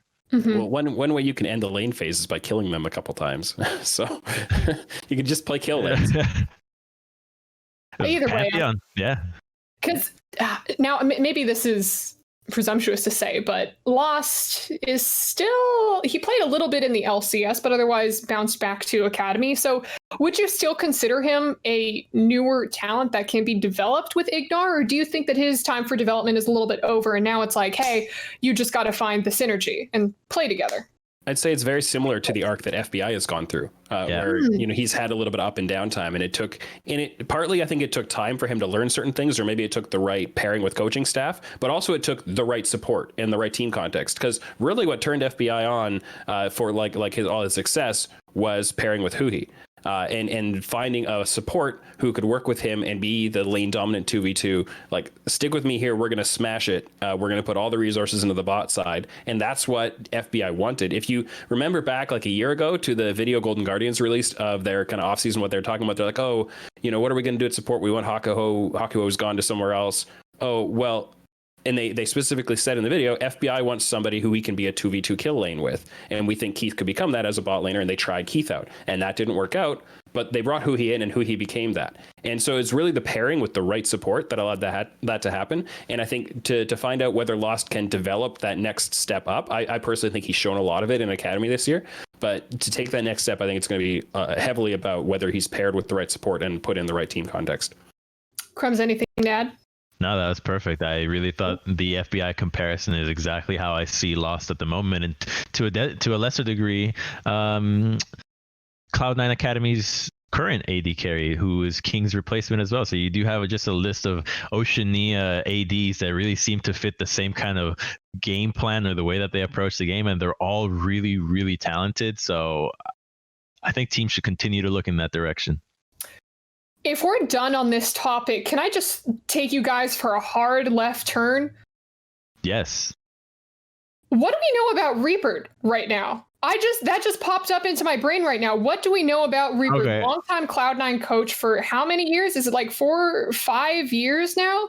Potentially even longer. It leaves coaching and now he just disappears without a trace. I'm sorry that just randomly popped up into my head, but I kind of wanted to get your guys' take on that as I pull up his Twitter page. The one thing I did know about Reaper that you're looking from at his Twitter page that was interesting is that he was looking for options beyond coaching, things like team development, things like general managing, these kinds of things. So I don't actually know what he wants to do, if he wants to actually stay as a coach or go somewhere else. And there are places he could go to that wouldn't really be relevant towards the free agency. I would love to see him continue to coach, though, quite successfully. He's done so in the past few years. But if he wants to move on, then who can blame him? Yeah. Dang. Yeah. Tim, anything to add to that, or? Yeah, no, I mean, I'm curious where Reaper's going to end up. I hope for his sake that it's somewhere that he enjoys. I don't know if it'll be in North America or somewhere else, but definitely kind of hoping to find out soon. All right. Well, gentlemen, let's go back to the segment that we were working through, BMW's top 5 free agencies in NA and EU respectively. Before we were, so rudely interrupted by wolf bumps. Come on, we just want to hear from Crumbs. Crumbs, we started with you, and you said that your top free agents were Hanser and Santorin for top and jungle, respectively. We're now moving on to the mid lane. Mid lane, what do you think? Well, there was not a lot of players to choose from that actually had the contract expiring in the end of this year. So the one remaining, I think, stood heads and shoulders above the rest. Golden Glue for me. I think Golden Glue, he has had a rough time finding a lot of teams, but had a decent showing when Evil Geniuses put him in. But a lot of the Academy players were not free contract. It's really only today, as free agency has been announced, that players have been dropped or have chosen to pursue free agency. So there's now some more players around, but before that, I thought Golden Glue was definitely one of those top players. Then for AD carry, well, somebody else that also got released, Bang. We've forgotten that Bang was quietly a really good AD on Evil Geniuses. Like, Bang, it was actually trying. Bang was not here collecting checks as many would have thought. He actually had some really stellar games, and I would love to see him continue to do that if he's given the chance. I see him in the same place as I saw Someday when he was having a rough time, where he's just stuck in a team that doesn't really suit him that well, but he's willing to give it more. So I think that this is an AD that could be expensive, but a team that is willing to play around him would be really exciting. And hell, somebody could even come up with Bang and a HUNI as a combination, and I think that'd be really deadly. Ooh. And that tells you who my support is. I already told you it's HUNI. I mean, I think this guy is just so exciting for me that he went from mid to support and is probably going to be way cheaper than everybody else, because everybody's going to be thinking, oh yeah, FBI did so much. Yeah, he did, but HUNI was his second half. HUNI was his better half in the bot lane, and I think that he's going to be a good deal to take right now after Golden Guardians has let their entire roster go. That's what we didn't talk about. We forgot to circle back to Golden Guardians, but we will touch on that after we get Tim's top 5 free agents, because I do want to finish this segment before we get, interrupted with some breaking news yet again. So Tim, let's go through you really fast. Top 5 free agents. Let's start with the top lane for you. Yeah, so I would say some places on my list align with Crumbs, some places I differ. I think my biggest free agent in the top lane is Impact. I think he's a player who can really have a big influence on the teams he's on. He's got so much experience. He really knows how to, I think, guide other players and teach things about the game. And I think he's a really big deal for a lot of these teams that can land him. And of course, he was a free agent coming into today. And it sounds like, he's going to be still with the team. In jungle, I agree. It's Santorin. He was a free agent. He got signed. There's not a whole lot that you could debate there, I would say, about who the free agent junglers were. In mid, again, not a lot of options, so I align with Crumbs on Golden Glue. I have a different choice of bot lane. My biggest free agent bot laner was Cody Sun, who we didn't expect to be a free agent necessarily coming in, but he was released by 100 Thieves and became a free agent, so I thought it's fair game to put on this list. I think Bang is a great player, but costs a lot more to sign. And takes up an import slot. Cody Sun doesn't. I think he's a player you can slot into, a few different lineups, and he can play his role really well. I think he wasn't, the way the overall 100 Thieves roster was built for 2020 didn't really make the best use of Cody Sun or of some other parts of that roster. But I think if you put him in the right environment, he can still be very good. We go back a little further to when he was playing on Clutch, and he had so many playmakers and pressure points around him that he could just kind of go in and clean everything up. He looked so much better. If he can land in that kind of team environment again, I think he's a really big piece that you're not building a team around him, but you're building him around that team. And I think he can really be put into that slot quite well. And then again, I agree at support. I voted HUNI as third team All-Pro support for summer. I think, people recognize that he was good, but I'm not sure they recognize quite how good he was this year in summer and how much he did for FBI. And I don't think there's much chance FBI would have been the best bot laner in LCS without HUNI because of that stylistic fit, because of how well that pairing worked, which is not to take away from who FBI as a player, but those two really came together and made such a great combo. Love it. Dang. Okay, Crumbs, did you have any thoughts on his list? Any points of rebuttal? Yeah, the only ones for me was Impact. I think Impact was my point of rebuttal because Impact has shown to be really, really good when playoffs and Worlds comes around. But when it comes to regular season, not so much. And we don't know what's happening with format. There's rumors and whatnot. But despite rumors of format changings, I don't think Impact for me is really is my top prospect, because a top prospect I wouldn't want to put on any team. I don't think Impact can fit on any team, because if it's a team that is about building from rookie players, I don't want the guy that's going to try hard for me when I get to playoffs or Worlds not knowing I could even make it. I think there's only one way to solve this conversation, and that is to clone the players that we agree on, split them into 2 groups of 5 and have them play a best of 7. So if somebody knows how to do that, otherwise we're just going to have to let it hang. I mean, I feel like, listen, Riot already created multiple KDA stuff, so perhaps they can create Impact, AR, Superstar, Pop Star, who knows, there's probably money in that. But okay, so that's pretty good for our LCS free agents. Let's go ahead and move on to EU, and Tim, we can have you start. Yeah, so the biggest free agent top laner in the LEC for me is Otawamne. I think he's a player who can play a lot of different things. He's really well-rounded. He's really high quality. I think he showed himself pretty well in 2020, and I think he's going to be a really great fit in 2021, and we're going to continue to see him succeed. And he also is a player with a ton of experience. I love that versatility that he has, hoping that he'll continue to succeed. In jungle, I thought the biggest free agent player in the LEC was Xerxes.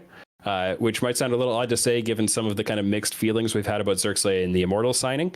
But I think as a standalone player, he's quite good. I think he obviously didn't perform well in 2020 overall because that entire team was pretty dysfunctional, honestly. Origin they didn't know how to play as a team. They had really weak fundamentals and so on. But Xerxes is an individual player I feel good about.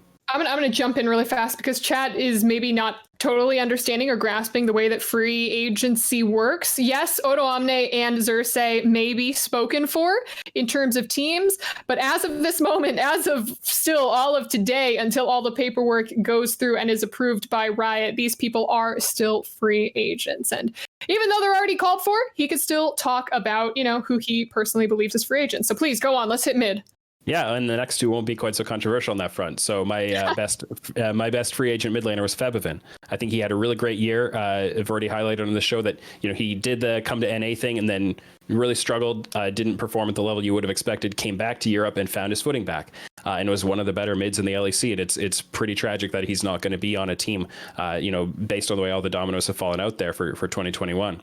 And then the biggest free agent bot laner, someone we're really waiting to hear news on, Reckless. There's no question there. I don't think anyone can contest that he is the biggest free agent in all of Europe right now. And finally, at support, this is one that we've had news that Hylissang is signed with Fnatic. I was going to say Hylissang was the biggest free agent. I think maybe technically you could still say that was the case. I think Limit is another name that could go on this list. But, that's where I land on that one. Cool. Awesome. Love it. Chat, go ahead. Let us know your thoughts in the chat on if you agree with Tim's list or maybe Crumb's list speaks to you a little bit better. And remember that, yes, chat, Odo Omne is still considered a free agent. Yes, he is spoken for. Yes, he may be signing with Rogue, as we just heard from Anna Bowman, but he's still considered a free agent. I'm just going to drill that into you as hard as I can. Crumbs, let's go ahead and get your list off. All right, let's just jump past the top lane because it's going to be Odo Omne again. Okay. We don't need to hit on that. We've already had too much Odo Omne talk. Let's go straight to the jungle here because this is a different pick for me. My number one free agent for EU jungle is Kadriel. The LEC is it's got to be interested in this as well. Had a great performance casting on the desk, on the telestrator. This guy is going to get signed by the LEC, improving the quality of the broadcast. I think a team could be fine if he wants to compete, but definitely a top prospect over there. I forgot that he was a player. Yes, he should be on the LEC. He's my top agent for the LEC. He should join. So Kadriel for the LEC is what you're saying. Exactly. All right, then do you have another jungle pick that you want to hit upon, or no, you're just going to leave it at that? No, that's my pick. I want Kadriel for the LEC. Then I've got Leader. A Leader for me should have been a mid laner that should have been tested last year, but this time around he finds himself teamless. So I don't know what's going on. There was a lot of hype around him. I think mechanically he was incredibly impressive and he's still impressive. But the fact that he's making a post now, finds himself teamless, I don't know what's going on. So I thought that this is someone that would have been much cheaper for the kind of hands that you're looking to get for a lot of these new teams. Not finding a team is surprising to me. I want to see him be picked up. I don't want to see this happen. Oh! Would you listen to that? That is a wolf howl if I've ever heard one, which means that it's time for another wolf bomb. Jacob, come on in here and tell us what you got. Hey, so I've got a double bomb for you on European supports. They are linked to one another. So Limit will be going to Schalke 04 Esports as their new support. And then replacing him on SK Gaming will be Treats, the former TSM support. Oh, nice. Dang, Another returnee. Yeah, we have a lot of people returning. Where was Treats originally from? Well, he was playing TSM and TSM. Oh, you mean originally before that? Yeah, because someone just said returning, but is that? Yeah. No, he's a European player. He is a European player. Okay, there we go. Dang. All right. So that's interesting. Treats was in the chat just a little bit ago and was teasing us, I think, a little bit. But dang. Okay, we're losing Treats and Limit moving over to support for Schalke. Crumbs, do you want to hit upon this her first? Yeah, I think it's great that Treats is actually getting a team. He came over to NA to find the chance to shine and actually did it. He got what he wanted. So the fact that it's going back to Europe, I don't think matters that much right now. The goal was just to make it to an LCS or LEC team. Nailed it. So exciting to see what he can do in Europe. He's very vocal as a player. So this is a team that wants somebody to be a leader from the support role. And hopefully that's what they get. Cool. We have Crown Shot in the chat as well right now. Crown Shot, you want to tell us where you're going? Go ahead. Or where are you going? Where are you staying? Just drop it in the chat. We will love to announce it. But Tim, what about you? Yeah, no, I think, as I was saying, I thought Limit was one of the options. You know, if Hillisang didn't count as a free agent because he had re-signed with Fnatic, then Limit was kind of my next choice. I think he's a pretty good player, and we could see a lot more out of him. And Treats is one who, you know, honestly, there are a lot of configurations of TSM where I would have loved to see Lost and Treats play their bot lane duo, even ahead of having Doublelift continue there. So I'm really excited to see Treats get a shot to prove himself in a more consistent slot in a major league and go back to Europe. I hope he finds a lot of success. And now the really big question there is who's he going to be paired with to do that. Cool. I mean, now that we're kind of talking about LEC, I just went back to Twitter and stalking through G2 and Carlos's feeds to see if there's literally anything. And there's not. There's not. There's another post from G2 doing that Carlos, I want you for the G2 army bit, but nothing else I'm seeing. Grumps, you got something? Yeah, I see something. I see something here. I see someone on my timeline saying that our number one support pick has been drafted, has been selected. HUNI to 100 Thieves. HUNI to 100 Thieves. Yeah, that means if that's true, that means that 100 Thieves just flat out cashed on Golden Guardians' bottom lane. Just bottom. Just give me your bot, give me your jungle. Let's go. Dang. Yeah. All right. So that's really interesting coming from 100 Thieves. Okay, because they're also supposedly picking up both Closer and FBI, correct? Yeah, that's what we've heard suggested. I'm not sure if it's been confirmed. Yeah. Yeah, but man, FBI HUI reunion. I mean, the number one thing I wanted was Golden Guardians, and with these players, have them continue with Golden Guardians. Number two is have them continue to play somewhere else together. So yeah, I love it from that perspective. Yeah. Okay. 100 Thieves, I think, is definitely going to improve. The only question for 100 Thieves, if they're going to be a top dog, is does the Ryoma experiment finally show up? Because if it does, they're really good. Yeah. I mean, well, I'm pretty sure I think they're going to find a different player to play mid lane for them. If you had to ask me. I mean, he could come back in, but I would be pretty unsurprised if they go for something else. Dang. All right. And then just giving credit, that was reported by Bloop GG on Twitter. So that's where this piece of information was from. At least that's what I found, unless you found another piece. Did you, Crumbs? No, it's cool. Esport Maniacos. Cool. Yes. Just so you know, if that doesn't officially be the news, you know who to track down and yell at. But okay, all right. So I mean, Tim, listen, we were kind of talking about what could this 100 Thieves look like, and while nothing is locked in, we're starting to get a better picture. We potentially have a couple of the Golden Guardians players. Have we heard if Someday is moving or not? I would be incredibly shocked if he would move somewhere. I think he's the best top laner in the league. And you know, if you take Golden Guardians, what they had, you replace Hanser with Someday, and now, you know, Demonte, what happens there? You put someone else in there. I think Demonte wasn't, not that he was a weak part of that team, because he definitely wasn't. He served his role really well, but he's not the person who made it all work. If you replace the top lane and keep the jungle, bot, and support, you've got something really special, I think, one that can challenge those top three, depending on what happens in the mid lane for them. As long as they kind of, hit a single and not just completely strike out, I think they're going to be doing well, and can, like I said, I expected them to be in that kind of top 5 group at a minimum, and I think they could definitely contest for number 3. Got it. Okay, cool. I'm looking through right now, and it actually looks like we may be joined by someone else in just a second, waiting on confirmation before that. But all right, what rosters have we not really heard about in general yet? We're still wondering what Golden Guardians looks like. Yeah. We know that every single player from the Golden Guardians roster has been completely cleared out. We have no idea what they look like. Starting to get an idea of FlyQuest, Dignitas. Do we think that Dignitas is primarily keeping their crew? I mean, yeah, it sounds like they don't have much option. They lost their coach, they lost Froggen, they lost Viper, so they have a re-sign of Dardoch, and then as far as we know, they have their bottom lane, so Dardoch, Johnson. Those were not bad. I mean, I'm not too hopeful, bad at all. But they had a pretty good second half of summer, so depending on what they do with the solo lanes, we'll really get to see if they want to spend a ton of money or they're going with something more quiet. Awesome. Well, it looks like we actually have Jacob Wolf with us, not exactly for a wolf bomb, but just to recap some of the news that we've gotten so far. Jacob, come on in and join us.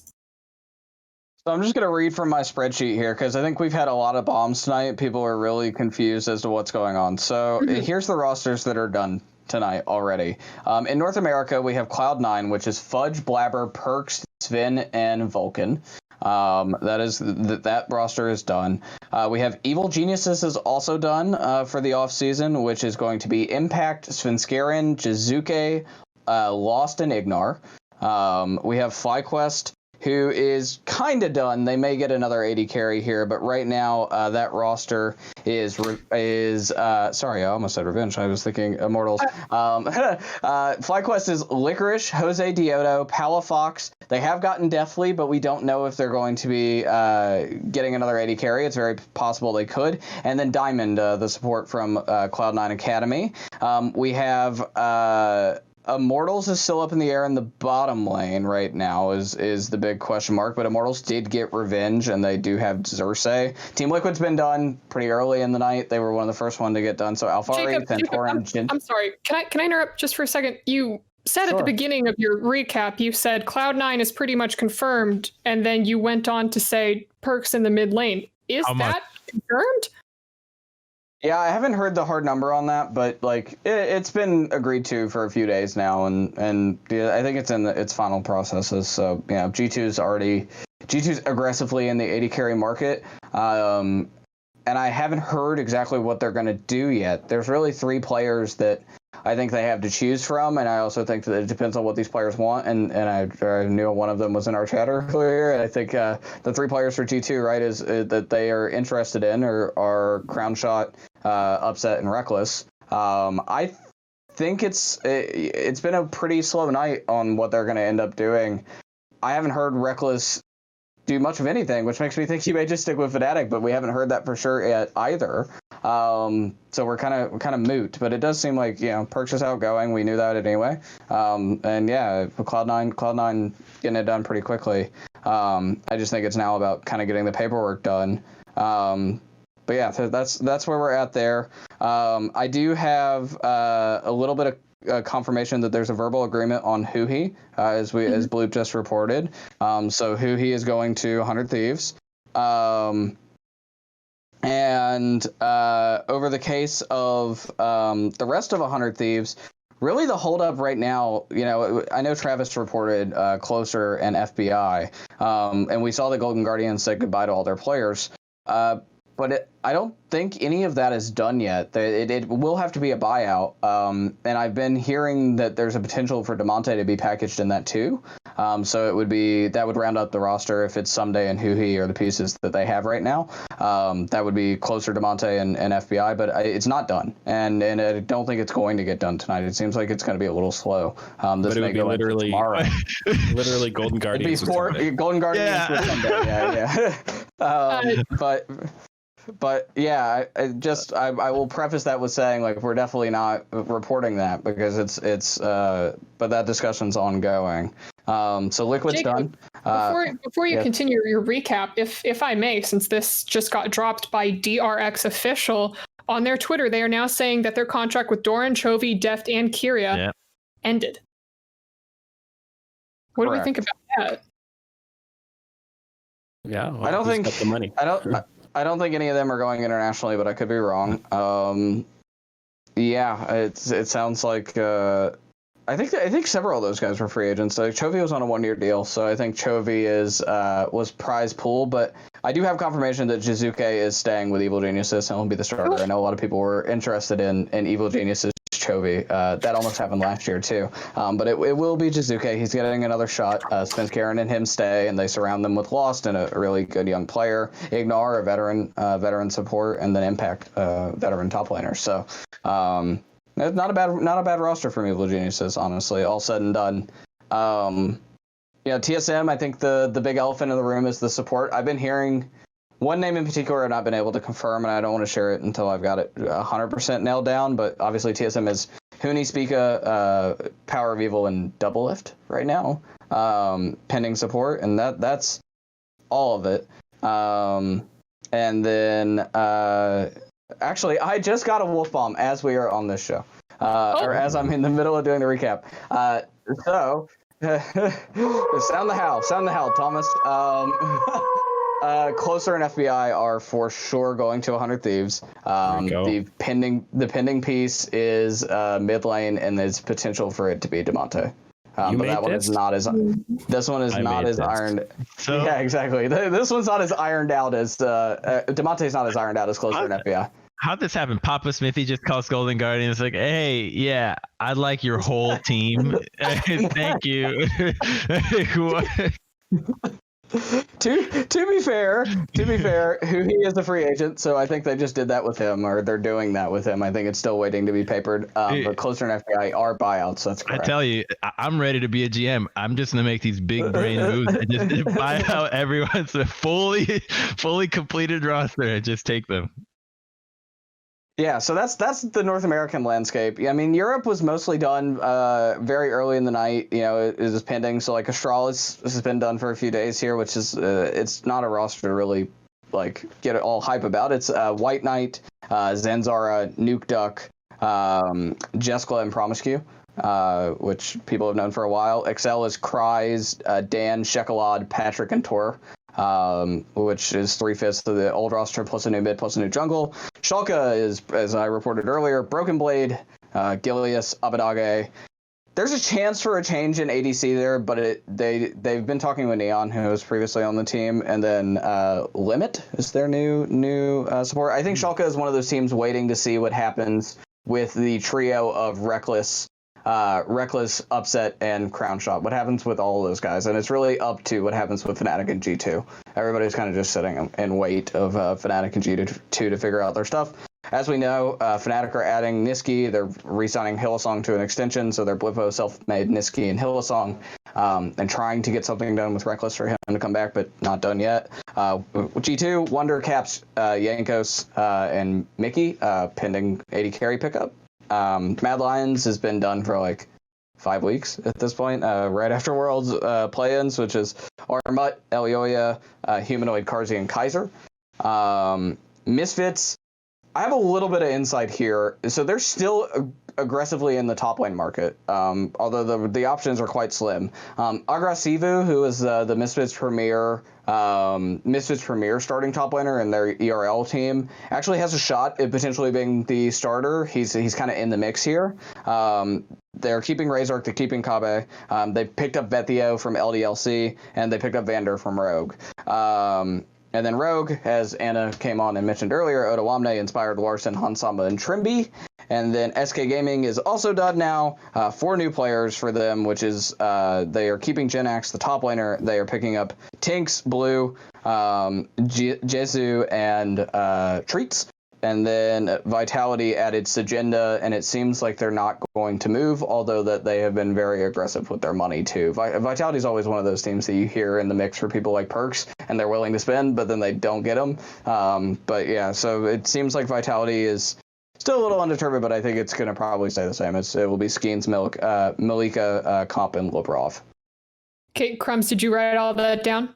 Yeah, I did. I got it right here. Ready to hear it again? Go ahead and repeat it all. Yeah, no. Holy crap, Jacob. That was a ton. Oh my gosh. And there's still more to come over the rest of the night, right? Yeah, but there is, like, the biggest thing was already from the beginning. North America has successfully poached the #1 player in Europe. We've done it. Finally happened. We've taken away the crown jewel from the LEC and taken it for ourselves. Now we can, like, with the full confidence say, suck it, Carlos. At the top of our lungs, top of the mountaintops. But Jacob, we'll go ahead and release you so you could get back to digging up those wolf bombs for us. And Crumbs, Tim, I guess all we can do is just kind of, everyone's saying, is it Caps? Everyone's saying Caps didn't leave. We're talking about Perks, guys. But Crumbs, do you want to lead us off in that conversation? About Caps we can talk about Perks. Yeah. Yeah, I mean, well, how many times he's got how many titles, multiple role swaps where without him the move would not have happened.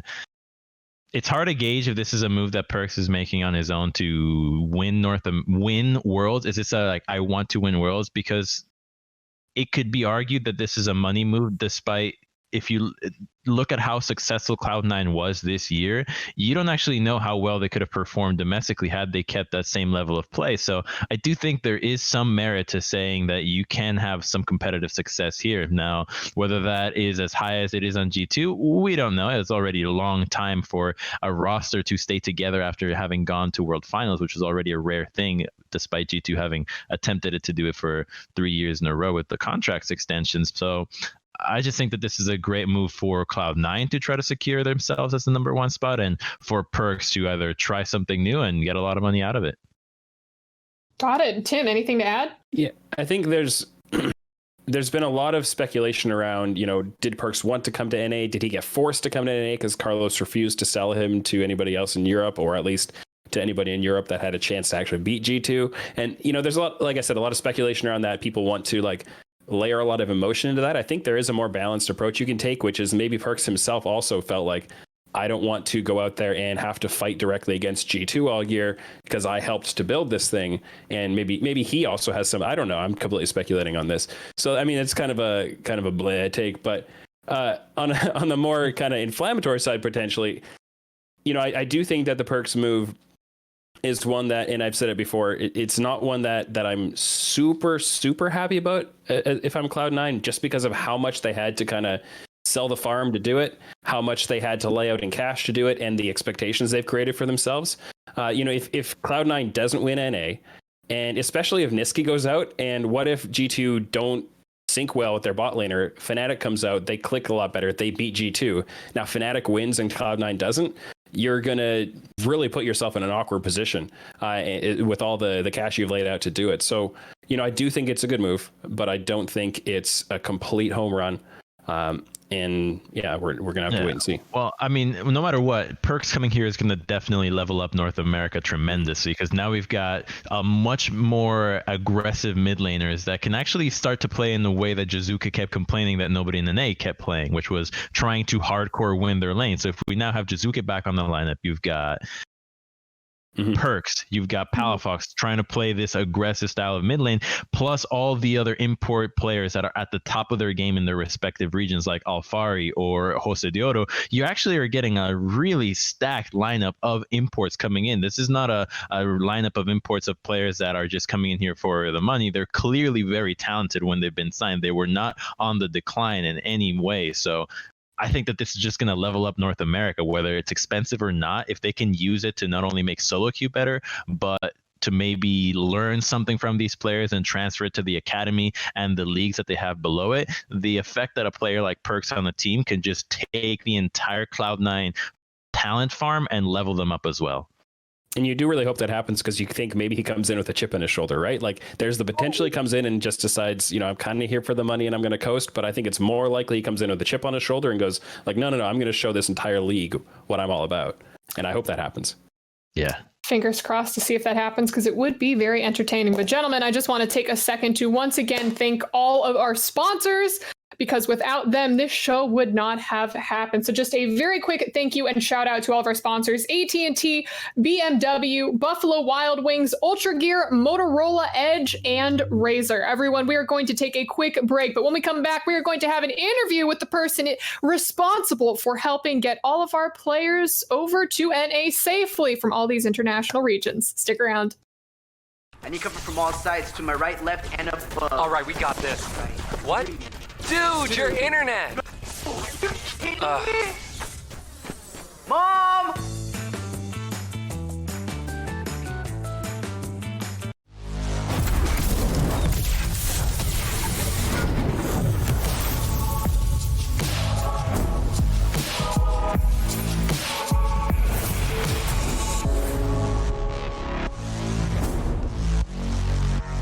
Your mother is a special lady, and on her special day, you promised her a special celebration. But if slow upload speeds won't let your video call through because you have cable, just remember, you're not a bad son. You just need better internet. AT&T Fiber delivers a faster internet experience with 20 times faster upload speeds than cable. Get AT&T Fiber, plan starting at $35 a month for a year. Limited availability in select areas. Call 1-877, only ATT. I need cover from all sides, to my right, left, and above. All right, we got this. What? Dude, your internet! Mom!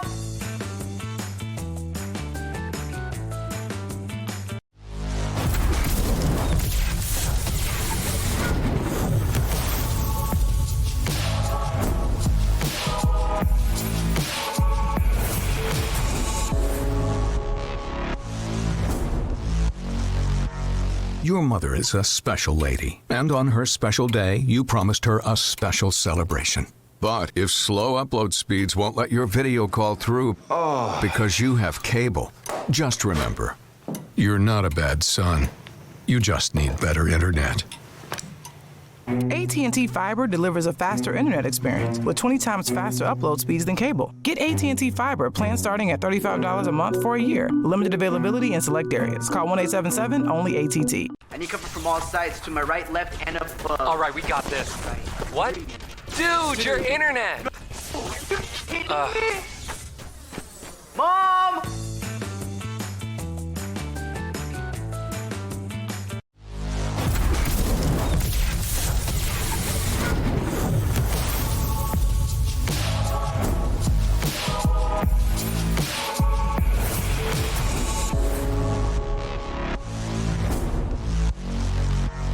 Your mother is a special lady, and on her special day, you promised her a special celebration. But if slow upload speeds won't let your video call through because you have cable, just remember, you're not a bad son. You just need better internet. AT&T Fiber delivers a faster internet experience with 20 times faster upload speeds than cable. Get AT&T Fiber, plan starting at $35 a month for a year. Limited availability in select. Hello, everyone, and welcome back to Jacob Wolf's Evil Free Agency Show. I am Evilly, and I have Jeannie Doi, esports immigration attorney and wonderful, wonderful friend. Jeannie, hello. How are you doing today?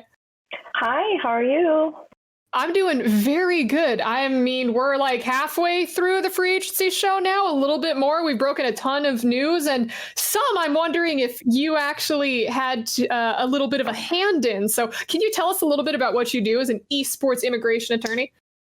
Sure. Well, before I answer that question, someone got a little salty on my Twitter today and said that my Team Liquid favoritism stings. And so I'm showing up today representing all of my clients whom I love dearly, like my own children. So no favoritism. I love all my clients equally. But what I do is I basically help get teams visas for their imports. And this year, you know, I think I heard Crumb say earlier in the show that he wasn't expecting as many roster moves this year because of COVID and maybe revenue loss. And I was thinking the same thing, just with increasing immigration fees and, you know, just the uncertainty of global travel right now. I was like, oh, this is going to be a slow season. I'm going to have a quiet Thanksgiving. I was totally wrong. This has been one of the busiest seasons. The most high pressure seasons that I've ever experienced. Oh my gosh. Okay, so totally flips you on its head, because I think a lot of us were expecting the same thing with all of the COVID requirements. I know that it's so hard for people to get in and out of the country.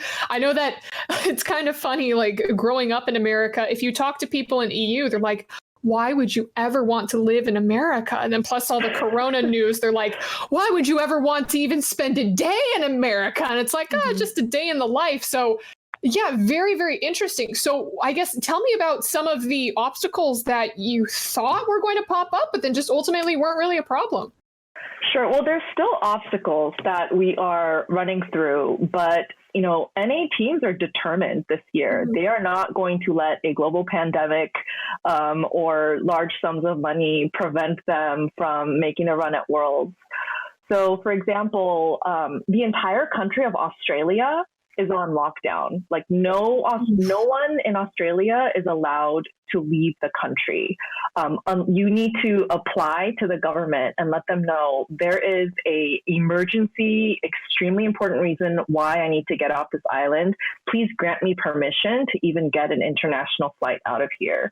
Oh. So for everyone who's been expecting a lot of OCE action, it's not as easy as we thought it would be.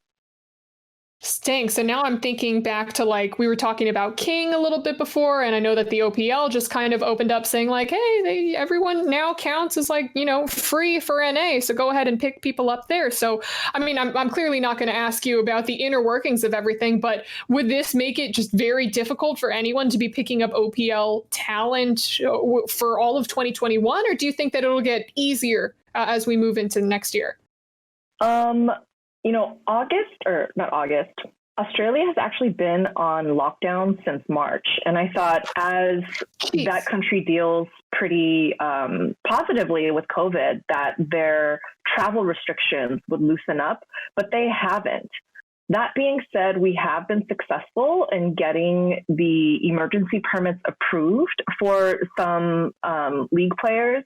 So we know that it's possible, which is why I'm confident that we can get, you know, OPL players into NA for this upcoming season. Oh, okay. Thank God. Fingers crossed for everyone. Like it counts. Very official business here coming to the LCS or even potentially the LEC. But okay, cool. Can you run us through just basically like what is the player approval process for dummies? Like what's the step-by-step from getting someone who is maybe in the LEC or maybe from the OPL or heck, even from the LPL or LCK? Like how difficult is it to get them over to LCS and have them go through all the official paperwork and stuff and, you know, let them onto the stage? Sure. So it's a two-step process. First, you need to get approved by an agency in the United States called U.S. Citizenship and Immigration Services, or USCIS for short. And they're basically going to say, this person is or is not an athlete who's internationally recognized. So once that determination is made, and it's approved, then the player can go to a visa interview in their home country or whatever foreign country they happen to be in. And if they got that initial approval, the interview process is pretty routine. It's just a formality they have to go through. But why that's much more complicated this year is because of the pandemic. Basically from March through July, all U.S. embassies, the places where players would go to get their interviews done, completely closed. No interviews. Interviews that were already scheduled had all been canceled. They slowly started reopening in July, but some embassies still remain closed, like Brazil, totally closed. What other countries? Argentina, totally closed. And other countries like England, Germany, they're reopened, but they're prioritizing appointments that were canceled during lockdown. And so, for example, in London, the earliest visa appointment you could get as of today's date is August 2021. Now, that's really bad for us. That's right? Terrible, like, Jeannie. Oh my God. Yeah. So it's not the end of the world, though, because when there's a situation, especially with professional athletes, where I'm like, season is starting in January, we cannot wait until August. There's lots of money, there's lots of prestige on the line, for this American business. Then the embassy will grant an emergency interview and let a player come in as soon as an appointment becomes available. So basically, I used to only have to do that for a couple players, in previous seasons. This year, I need to do that for every single person to get them an interview. Wow. Okay, so that's a crazy workload then. Okay, so then I guess, does your workload end at the end of free agency, or do you still have work throughout the year for all this? Throughout the year, I mean, anytime you see a player, swap teams mid-season, a lot of teams try to get green cards for imports so that they can eventually adopt NA residency. So I'm busy year round, but definitely the off season, especially in November, is the busiest time of year for me. Dang. All right. Well, Jeannie, thank you so much for coming on and sharing your insight. Is there anything that you'd like anyone else to know about you or about your work process before we let you go? I'm just really tired. I have been up since like 6 a.m, working my butt off, trying to get the, new players into NA. I'm working my butt off, but I'm really inspired by the players and by the teams and the grit and the determination that they're showing. Thank you so much for putting on such an amazing show. I have been tuned in since 3 o'clock Pacific, and it's been really fun. Jeannie, thank you so much. You're so sweet. Chat, I do want to say, like, I know how much work Jeannie puts in behind the scenes. She is responsible for probably almost a good majority of the international players that you see here at the LCS. So if there's ever a player that you see that's imported, it was probably somewhat thanks to her. So go ahead and drop your love for Jeannie in the chat. Jeannie, once again, thank you and have a wonderful night. And for everyone else, we're going to jump to a quick break. But when we come back, we've got even more free agency news for you. So stick around.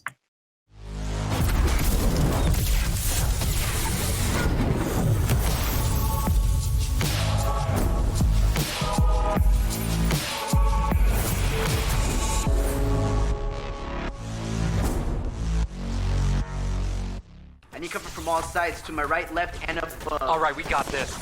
What? Dude, your internet! Mom!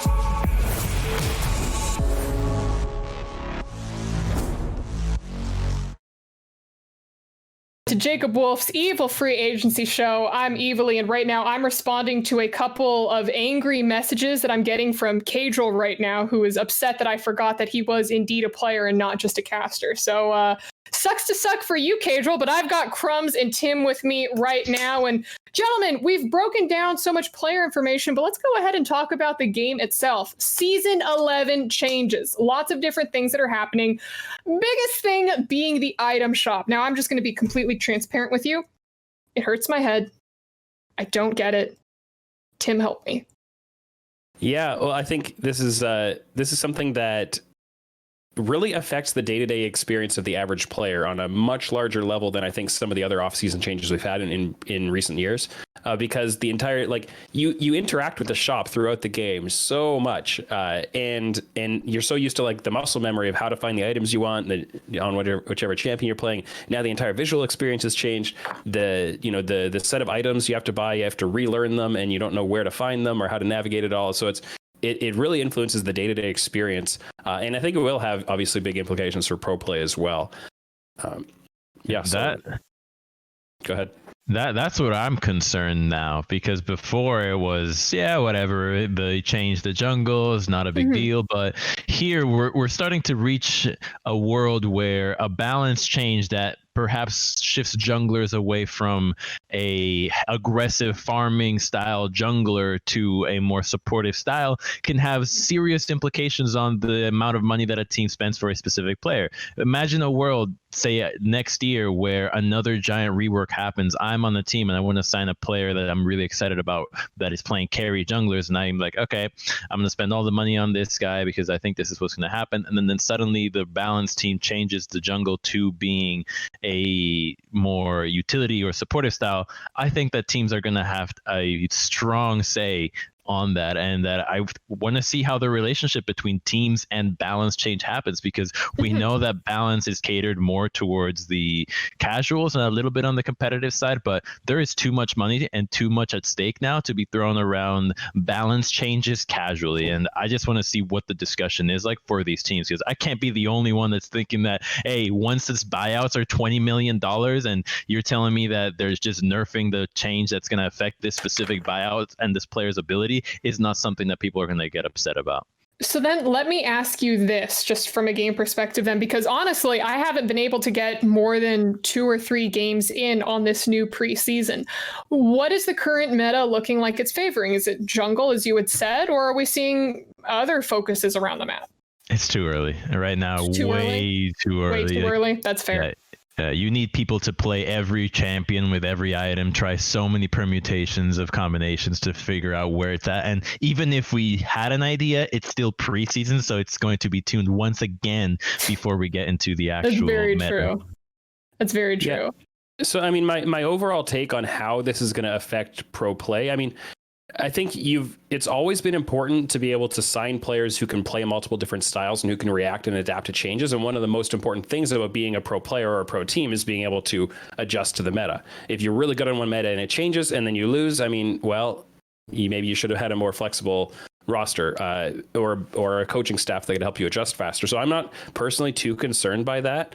I actually think that this set of itemization changes is less disruptive to pro play than some of the ones we've had before, with things like the elemental drakes, things like, having 2 rift heralds, all of that kind of stuff, even the introduction of rift herald in the first place, because those are things that affect how a team plays to a much greater extent. While these item changes, the main things they're going to affect are they're going to change the way certain champions behave. So like you might get certain champions who now have access to a different active item that changes their play pattern. And so it kind of might feel like it's 20% a different champion, but you get new champions released all the time, and champions aren't really what dictate pro play. You have to know how to use the champions and how to use them into other champions and interactions and things like that. But the most important things about pro play are, do you know how to use what's on the map, access what's on the map, rotate properly, set up around objectives, and all of those things aren't changing in this offseason. Not really. Like there are certain elements of it, but the itemization changes are the former prevalent part of the meta, or of the changes rather. So I don't think pro play is going to be disrupted that much beyond just which champions are the meta champions, and the way you use those champions, whether they're an assassin, whether they're a poke champion, whether it's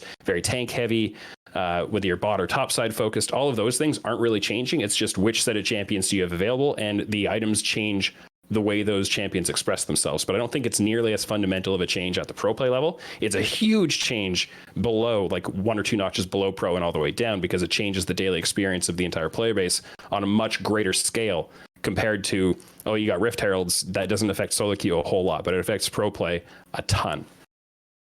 God, okay, so basically as I was listening to you, I was also looking through as many Twitter pro players as I could find, because I do remember a few of them were saying like, this feels like a breath of fresh air, this entire new preseason. So I know, as you were saying, like, yes, casual, will it affect competitive too much? It feels like some of the pros are excited to get into a lot of these preseason changes. I think Peter Doublelift tweeted, I've been having so much fun playing League. New season is like a breath of fresh air. I believe Voyboy had tweeted something to that similar extent as well. So honestly, I'm kind of excited. I do want to keep the players on their toes a bit. Crumbs, you're smiling. Crumbs, why are you smiling? I don't like you having fun. I don't like you having fun here.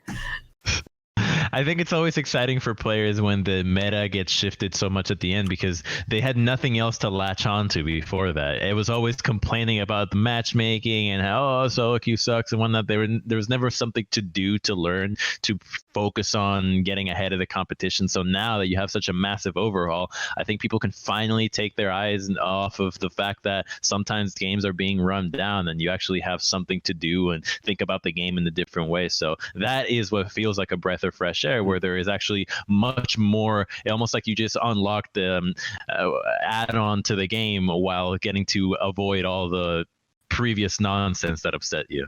Well, and I think you'd get a similar feeling of a breath of fresh air if you like removed 20% of the champions in the game, or like took the 20% at the bottom and suddenly somehow made them relevant again. And that's what this level of item change can do. It takes a bunch of champions and gives them ways to express themselves that maybe, and also nobody really knows what's meta yet. So you're playing a bunch of things you weren't playing before because everybody agreed this is not meta.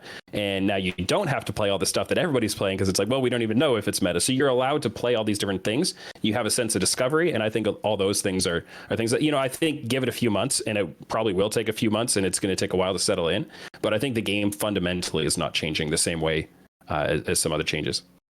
Awesome. Well, if we've covered just about everything that we can for the preseason, let's go ahead and move on to another topic that often comes around whenever we see players moving rosters or potentially even moving regions. NA being a retirement home for EU or LEC players. Crumbs, do we think this is the case? Is NA really a retirement home for these guys? It's not a retirement home. A retirement home is where you go to just live out the rest of your life and do something else afterwards. Like that is not what's happening here for European players. I think that you see players that are coming to North America and even going back to EU to successful teams. Now you've got Treats is going back. We've got Niski going back. So that's already 2 off the top of my head. And I think there can be plenty that could also return. So North America is leveling up. It's a little bit better. Obviously, it's not the world winning region. It's not the largest. It does have a lot of money, but it does have a strong infrastructure. So I think for a lot of players, being able to just get out of their environment while still be getting paid and still potentially accomplish something to go back to Europe, like Forbidden, I'm already remembering another, is a really good place to be. It's another option for your competitive career where you could just say, you know what, I don't want to play in this environment. I want to switch it up. It might not be as competitive, but it gets close and I get paid doing it. So why not? Yamato Cannon is currently throwing sus in the chat saying maybe he disagrees with you, but that's okay because Yamato isn't on the show right now. If he wants to come on the show, he can wait until next year until you have an invite. Thank you very much. Tim, I'm sorry. Go ahead. I cut you off. You were about to give your perspective. Let's be objective about it, right? Like if you're going to call NA retirement home, you better have a good list of players who came here and just faded away into nothing. There are some players like that.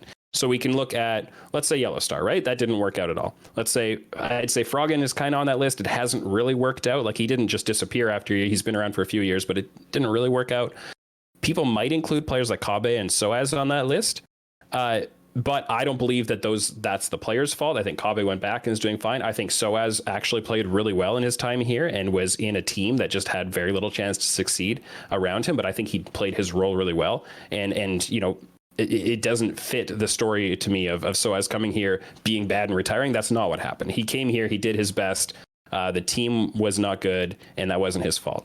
But on the other hand, you have a bunch of success stories, and Crumbs mentioned some of these. You have Niski, who played here and did really well and has gone back and has been criminally underappreciated by the community. You have look up his name on Twitter and see how many coaches and pro players and like professional analysts come out and defend this guy and say like, no, he's actually really good. You guys stop like saying Niski is not good because he's great. You have Sven, who's come here to be really successful. Sven Skaren's been here a long time and successful. Power of Evil.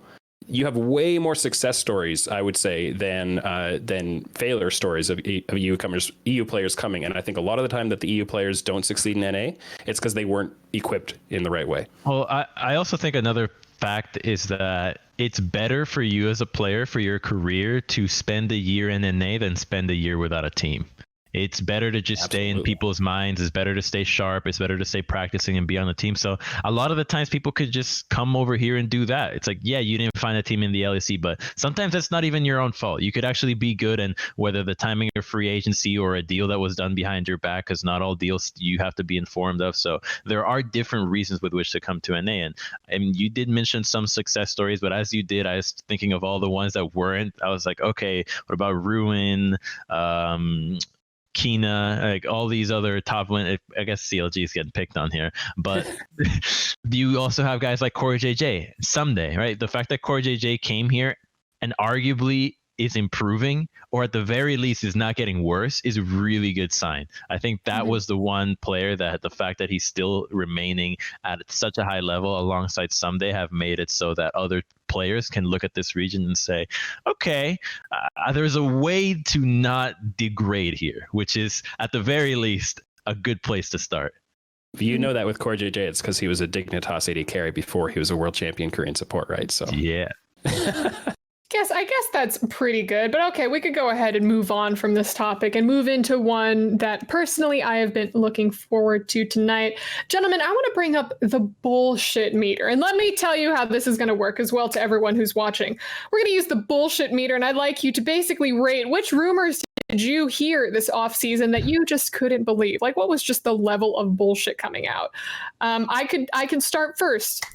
I'm going to be honest. I didn't think Perks was going to leave G2. I thought that it was absolute bullshit hearing that Perks was looking to leave G2 and that that team was going to break up and or lose him. So my bullshit meter was high on that, but unfortunately I was very incorrect. So I was with you on that one. There was a conversation I had about a week and a half ago where I said, oh, and people talk about Perks coming into NA. That'll never happen. And then I laughed. And I was met with a stony silence. And I thought, oh, Oh, huh. And this was with somebody who would know. So, yeah, I agree. I didn't think it was going to happen, and now it has. So, well, okay. Yeah. One that I thought was complete bullshit was TSM, a double lift not getting picked up again. That TSM was going to drop the bot lane altogether after this split. Now, it wasn't that exciting of a year for them, but to drop the entire bot lane, I thought would be insane. Like maybe bot the support, but double lift, no way. I just could not believe that happening, and clearly it was bullshit. yeah, from an analytical perspective, I thought it might happen. From a story, like a narrative perspective of like who he is in that team and the connections there and so on, and who he is as a player in his career, I'm like, yeah, okay, it probably won't happen. But any other ones that you? Yeah, can for think me, of? I think very early in the offseason, people were talking about Invictus Gaming wanting to sign Upset. And that never registered at all. I'm like, come on, guys, come on. No, that's Yeah, right. very random. It's very hard to live in China if you are not used to traveling a lot. Like for someone that's not interested in travel, I think to go to an entire new culture, learn the language, and play that way is so difficult. So difficult. And I've heard that the transfer to China, like that's huge culture shock, like more so than, if we were just to go to Europe or something, or Europe to NA, like huge culture shock moving over to the LPL as well as China and all that stuff. So I totally get that. All right, Crumbs, what about you? Do you have another one? Another rumor that I thought was complete BS. I don't know. I think a lot of the rumors, with the exception of the Perks one, felt like they could be pretty believable right now. The teams were quite desperate for the most part. I think that we knew what was happening all around. I guess the one rumor that I guess we now know is true is that Golden Guardians was going to lose their entire team, which is always weird to think. Like, really, everybody is gone? Like, not a single person has been retained? So I didn't expect it. I did not say it. I will not say that I expected it. But I mean, I'm not super surprised by it. Because I know, Tim, you are singing the praises of Golden Guardians, but there have always been a lot of moments for me where I'm like, what are they doing again? Where it's just like smile. We're like, okay, I support you. I support the players. Let's see how they do. But yeah, it didn't like blow me off my feet too much. No? Yeah, and I think it makes sense. It made a little sense to me from the sense of like get value out of these players while you still can, and then build up the next set and get value out of them too. So like I can kind of see that path that they're trying to walk. There were a couple more that were a little more shocking to me than that. One is the idea of Chovy coming to NA. I think that was one notch above Perks coming to NA, maybe half a notch above, and Perks came to NA. So I don't know. And Chovy is a free agent right now, so we'll see. But the one that I thought was even more kind of on that kind of upset to IG level was HUNI role swapping to the bot lane. Which I didn't get for a second. I thought, the idea that HUNI could go to mid lane, which has been talked about in past years. I mean, it's still a solo lane role. Maybe there's something to that, but HUNI becoming a bot laner, no, I never bought that for a second. I think HUNI's reputation as a top lane extraordinaire, picking whatever he wants, has now earned him some sort of at least entertaining every rumor that comes out of him potentially role swapping, just because no other top laner could legitimately justify the rumors that are around them. Dang, all right. Crap. I'm trying to think of the one that I had. I think for me, just the idea of Reckless leaving Fnatic, I don't know why that was kind of difficult for me to bite. I know why. Because Reckless has already done fashion shoots with Gucci for them. That's hard to leave, isn't it? Wait, what? Yeah, they Reckless, have the watches. They got watches and other stuff. Shoot, no, you shush, Crumbs. I'm waiting for this. Wait, what? Yeah. Handsome man. Rippo! He looks so good. Wait, this is cute. I'm gonna link it in the chat. I love this. Okay, cool. Sorry. We were talking about League of Legends before you told me about Gucci fashion shows. I mean, it actually does offer a ton of value to your organization to be able to come up with a partnership like that and make stuff. Like it does come into the equation when people are signing these players. So that is a ton of value that you're getting from someone that you're really not getting anywhere else from any other player. Like, what other player has actually gotten to this level of their branding? I don't think of any others, at least in Europe. Honestly, like, of course, the Liquid plugs, but like, I've had people tell me that they are not Liquid fans, or they weren't Liquid fans, but then after watching like Liquid Update, they became Liquid fans. And then I know I saw Liquid just announce like their Tokidoki partnership or collab that they're doing with a bunch of different apparel, and people are like, "Holy crap! I'll give Liquid a try." And the players are just an extension of this. So throw Double Lift in, I don't know, Yeezys or something like that, and people are going to want to learn a little bit more about the apparel. But I'm hearing like what's to my Nope. I'm not hearing anything. I'm not hearing anything. Actually, I think we have Jacob available, not for a wolf bomb. We did not hear the howl, but just for a basic update. So let's go ahead and jump over. Jacob, what you got for us? So I saw the bloop report on Sword Art, and I alluded earlier that I had been hearing a name with TSM all night, which was Sword Art. But I'm hearing that there could be a potential hang on that move. In terms of a couple different things around immigration policy and payments.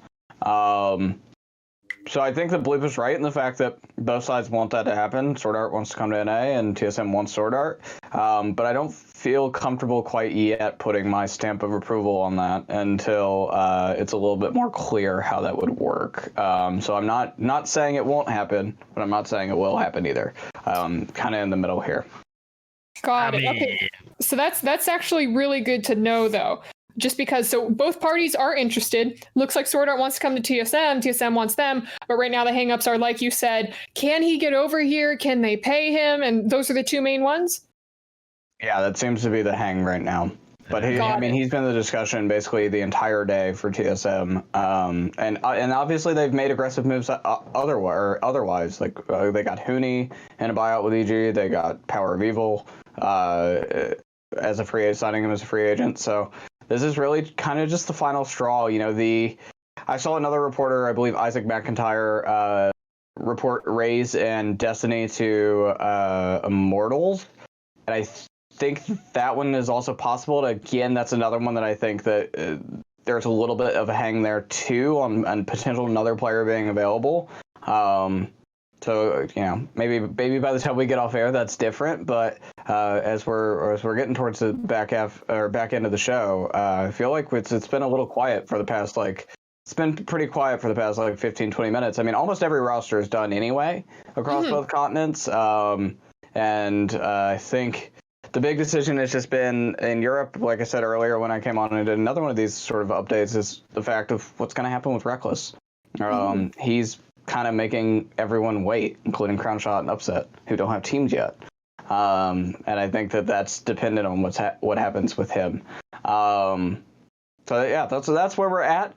Golden Guardians, as you guys were talking about earlier, have 0 players. They've got a lot of work to do.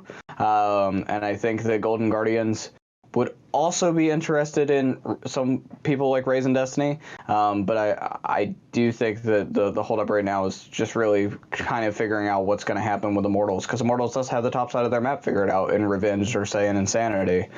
So now it's just the bottom line. Got it. Dang. Okay, so it sounds like we got Sword Art. I like to think Golden Guardians is just trying to decide which two Damwon Gaming and DRX players to pick up. Wait, No really? way. Wait, are you I real, think or you're just? I think they're gonna get all OC talent. Just get as many people from Australia and just try to get all the players they can get from there that are residents, that are cheaper, that speak English, that they've already worked with, that Inera might be familiar with. So I think they actually can have a good curveball coming up with players that nobody else is looking at, just because everyone's trying to spend the big bucks. That does make. I mean, we haven't heard anything from Golden Guardians as of today. Like, I forgot to ask Jacob before he went ahead and left, but I mean, like, nothing, 0 rumblings. Like, what would you be thinking if you were in the coaching position there, Crumbs? Like, what would you be thinking? I mean, I probably knew that this was coming from a little time ago. I highly doubt that any team was actually blindsided today, where it's like, oh crap, we actually lost everyone and we thought we'd keep the whole roster together. So that doesn't seem right to me. I think that they probably are going to have an easy time working with their academy roster and kind of putting some of those pieces up into their LCS team. I believe Blaze Olive was pretty good on Golden Guardians on the mid lane. Like, you do have some talent. Like, you're not gonna buy Chovy and make a winning team. I'm sorry, you're not gonna do that. Just spend on cheaper talent and build it up again this year. If this is what Golden Guardians had been good at, that we can see they're being good at, I'm sure they recognize that. So they should have some confidence in their ability to find newer players and maybe do the same thing again. Because it's a pretty cool thing. You build up all your players and they buy them. Something that works in their favor is that now they have a lot of leverage with the free agents that remain, right? They can go to Honster and Fake God and Solo and say, all right, well, we're going to pick one of you, but here's our budget, and the players can't come in and say, no, I need more than that, because they know that they're up against other players and they don't have much to negotiate from. So the Golden Guardians are in a really good financial negotiation position. They don't have as much choice in which players they pick up, but in the positions where they do have choice, it's going to be pretty budget friendly for them to negotiate their way out from here. So the question is just, which players are there and which players do they maybe, find the next closer, right? Find the next kind of import that people weren't talking a ton about. Maybe it is those Oceanic players or something else, and kind of find the next diamonds in the rough, because they did find a couple last year, and I think they can do it again. Well, they can't exactly buy out the diamonds that Cloud9's Academy squad keeps digging out, unfortunately. But man, so sorry, Tim, to ask you this again, if you or make you repeat yourself, but what was the top talent coming out of Scouting Grounds as you would watch this year? Yeah, I'd have to pull up the list again, but you have players like NXI, you have players like Niles, you have Shoryu. I like Niles. Niles is great. He came from the collegiate scene, right? Yeah, absolutely. He was playing with Maryville. You have players like that coming up. You have Yunbi. You've got other players who are a little less polished. Spawn was another one. You have Yeon, Copy, guys like that who came from the 100 Thieves Next program. I think there are some players there, but they're going to need I think in pretty much every case, they're going to need, at least half a year to a year to season in Academy first. But maybe if you're Golden Guardians, you say, now trial by fire, let's do it. And maybe they run with it. I think it was a really strong crop of talent this year in Scouting Grounds.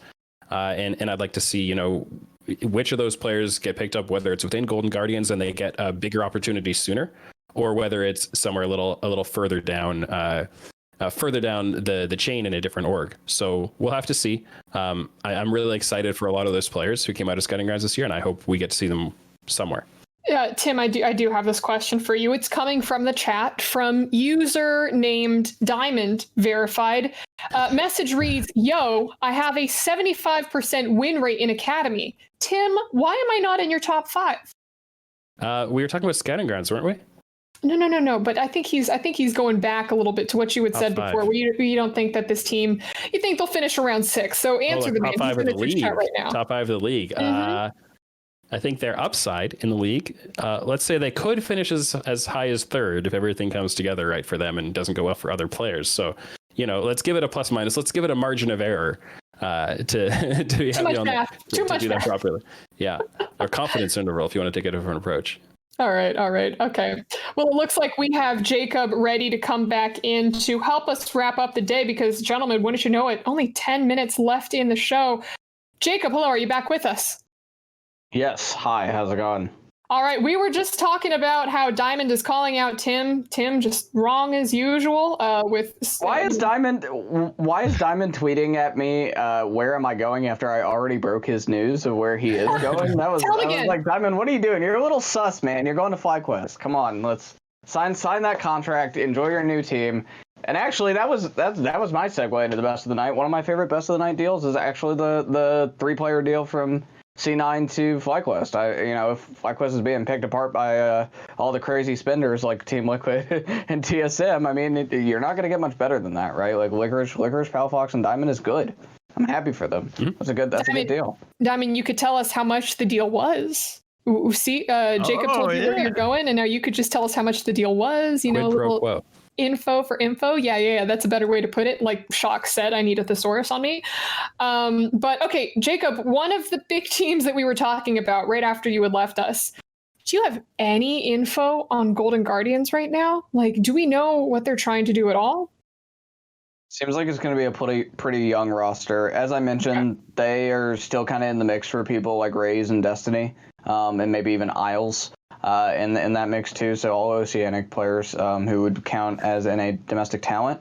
But yeah, we saw 100 Thieves confirm We saw 100 Thieves confirm closer. We know that FBI is also going to 100 Thieves. We know that Demonte is potentially going to 100 Thieves, not as confirmed as his teammates, who he's going to 100 Thieves. So we got the Golden Guardians reunion just with Nate Shot and the boys now over there at 100 Thieves, and I think Someday's a lot better than Haunter, so that makes me excited. But yeah, now like, I don't know what happens to the Golden Guardians. They're going to be the one that I think we'll kind of find out over the week. I think you'll see a trend, though, of much younger players development-wise.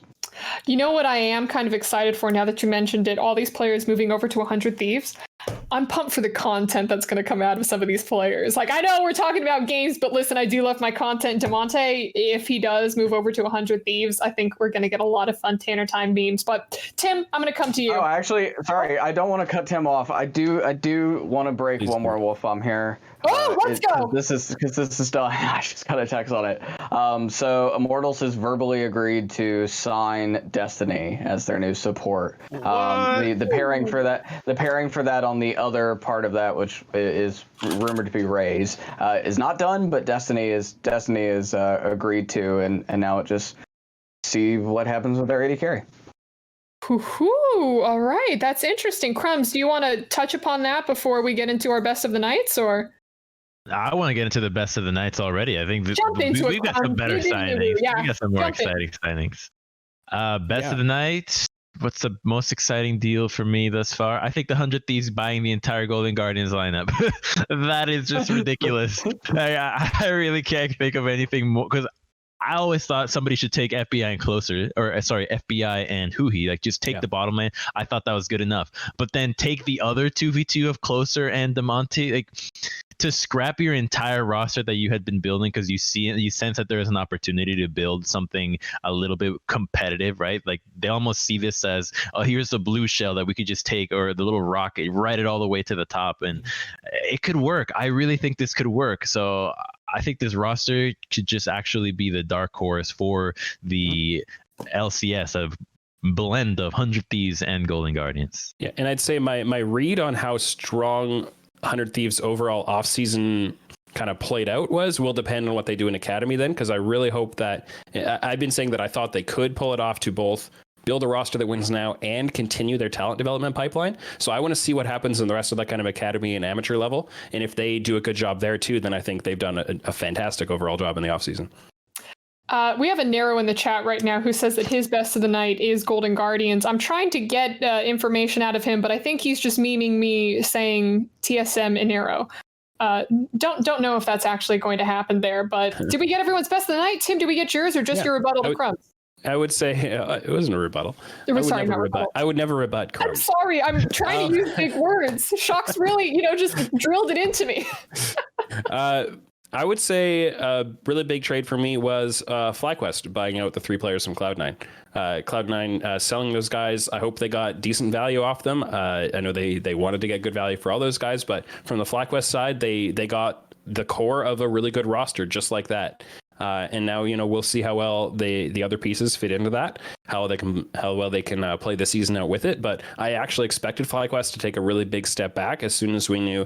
We kind of expected Santorin was going to test free agency and maybe end up somewhere else. As soon as we knew that Power of Evil wasn't sticking around either, I thought, okay, FlyQuest is kind of like, boy, they're going to have to hit reset pretty hard. But I think they did that really well, and they didn't take a really big hit from it. I think the rest of the league has leveled up around them, so it might turn out to, drop them in the standings more than their own moves might suggest.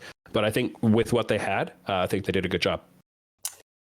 I'm trying to think as to what my favorite moment of the night would be. I have 2. One's going to be a little cheesy, so I'll do the cheesy one No, I'll do the cheesy one second. Okay, so my move of the night was actually one that happened, I believe, at the beginning of the show. And that was HUNI to TSM. That was my favorite just because I loved the sheer reaction coming from all of you as well as Twitch chat. Everyone going like, wait, what? Why would they do that? And then we have Tim coming in just like defending a lot of HUNI's actions, which I now side with. I now understand and kind of agree with the way that HUNI plays out his top lane and how he, tries to go for the place, even if it may not always be the right decision. So I really liked that. But then my second favorite moment of the night would definitely be seeing chat's interaction and support for dear old Thomas, which Twitch chat, remember, I saw some memes go in, like fly through the Twitch chat where they're like, this is $100,000 budget show. And I'm like, wait a second. We just have Thomas with a laptop in like Jacob's basement or something. And we have Jacob with a couple different cameras in his bedroom. So MVP. hold on there. MVP. It's definitely the MVP. So go ahead, please give a bunch of hearts, emotes, all of your favorite emotes to Thomas, who has miraculously been able to run all of the production by himself off of his computer at home. Absolutely ridiculous. Like, guys, this is something that, you know, the LCS or ESPN or any other media network would try to pull off, and he's doing it all single-handedly. So just huge emotes, huge round of applause. Yeah. You're going to cut me off, Crumbs? Yeah, well, most of those places have 4 people doing the one job that Thomas is doing. Exactly. There's director, So TV, this is pretty impressive. Yeah, it's actually insane. It's actually insane what he was able to do. And now it looks like we only have 2 minutes left in the show. I guess we could just go around. Jacob, I'm going to save you for last, but Crumbs, any closing words?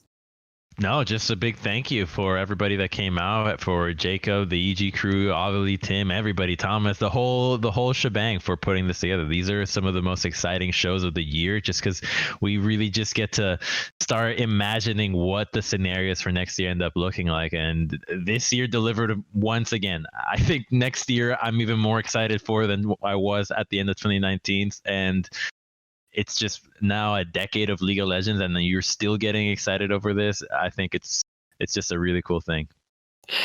Love to hear it, Crumbs. Tim, how about you? Yeah, I want to shout out the management teams who they don't always get it right. And I think, you know, there are certainly always going to be moves, including this offseason, that we might not agree with. And, you know, we want to see whether they got it right. But I think on the whole, this offseason has been pretty good. I think a lot of the teams did a really good job. I think LCS especially has leveled up a lot on paper, at least.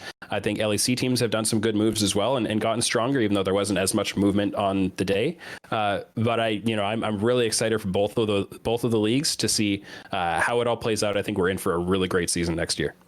Awesome. And then, like I said, I'm going to let Jacob close it out. So this will be the last piece for me. Thank you all so much for tuning in and watching. This stream wouldn't have happened without you guys. And I do want to give one more quick shout out to all of our sponsors that, again, without them, we couldn't have done this show. So thank you to AT&T, BMW, Buffalo Wild Wings, Ultra Gear, Motorola Edge, and Razer. And of course, Evil Geniuses, because, hey, you always need a little bit of evil in your life. And again, Jacob and Thomas, thank you for thinking of me and inviting me to host this show for you. But that's all from Evilly. Jacob, why don't you close us out for the night?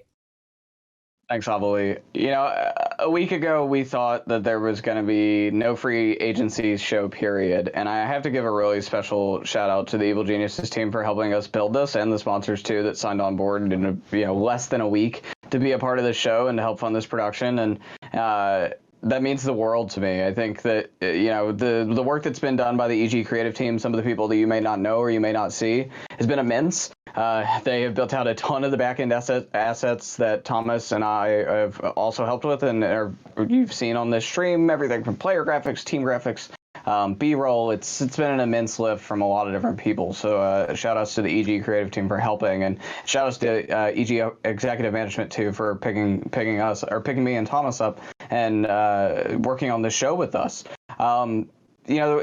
Last year this show was a labor of love for a lot of people that worked at ESPN, our entire staff, and as you may have seen, 8 of those people are going to be jobless pretty soon. You know, you may know me. You may see Jacob Wolf's Evil Free Agency show. You know my name. You see my reports. But there's always been a team behind me from day one. I've never done this alone. And you've seen Thomas, my close friend, who's been able to help put this show together. But there's other people, too, and I just want to give them some love because these people are still out there. And they're still in search of a job. They're still in search of work. And those people are Sean Morrison, Brian Bencomo, Daniel Collette, Jared Hobbs, Emily Rand, and Tyler Erzberger. those are my people, and I hope that they find something great next for them. If anybody's watching the stream, I would highly encourage reaching out to them. Thomas and I are very fortunate to have had this partnership with EG, and we thank them immensely for that. But those other people are still out there, and they do some great work. So I hope to see them land on their feet. Oh, well, thank you so much, Jacob. I'm sorry, I thought you were doing the final goodbyes, but that is it for all of us here at the Jacob Wolf's Evil Free Agency show. Thank you again all so much for watching, tuning in, and stay updated on Jacob Wolf's Twitter, because if there are any other new pieces to break and or confirm, you know that he's going to be dropping it there. So thank you all for watching, and we'll see you next year. Bye!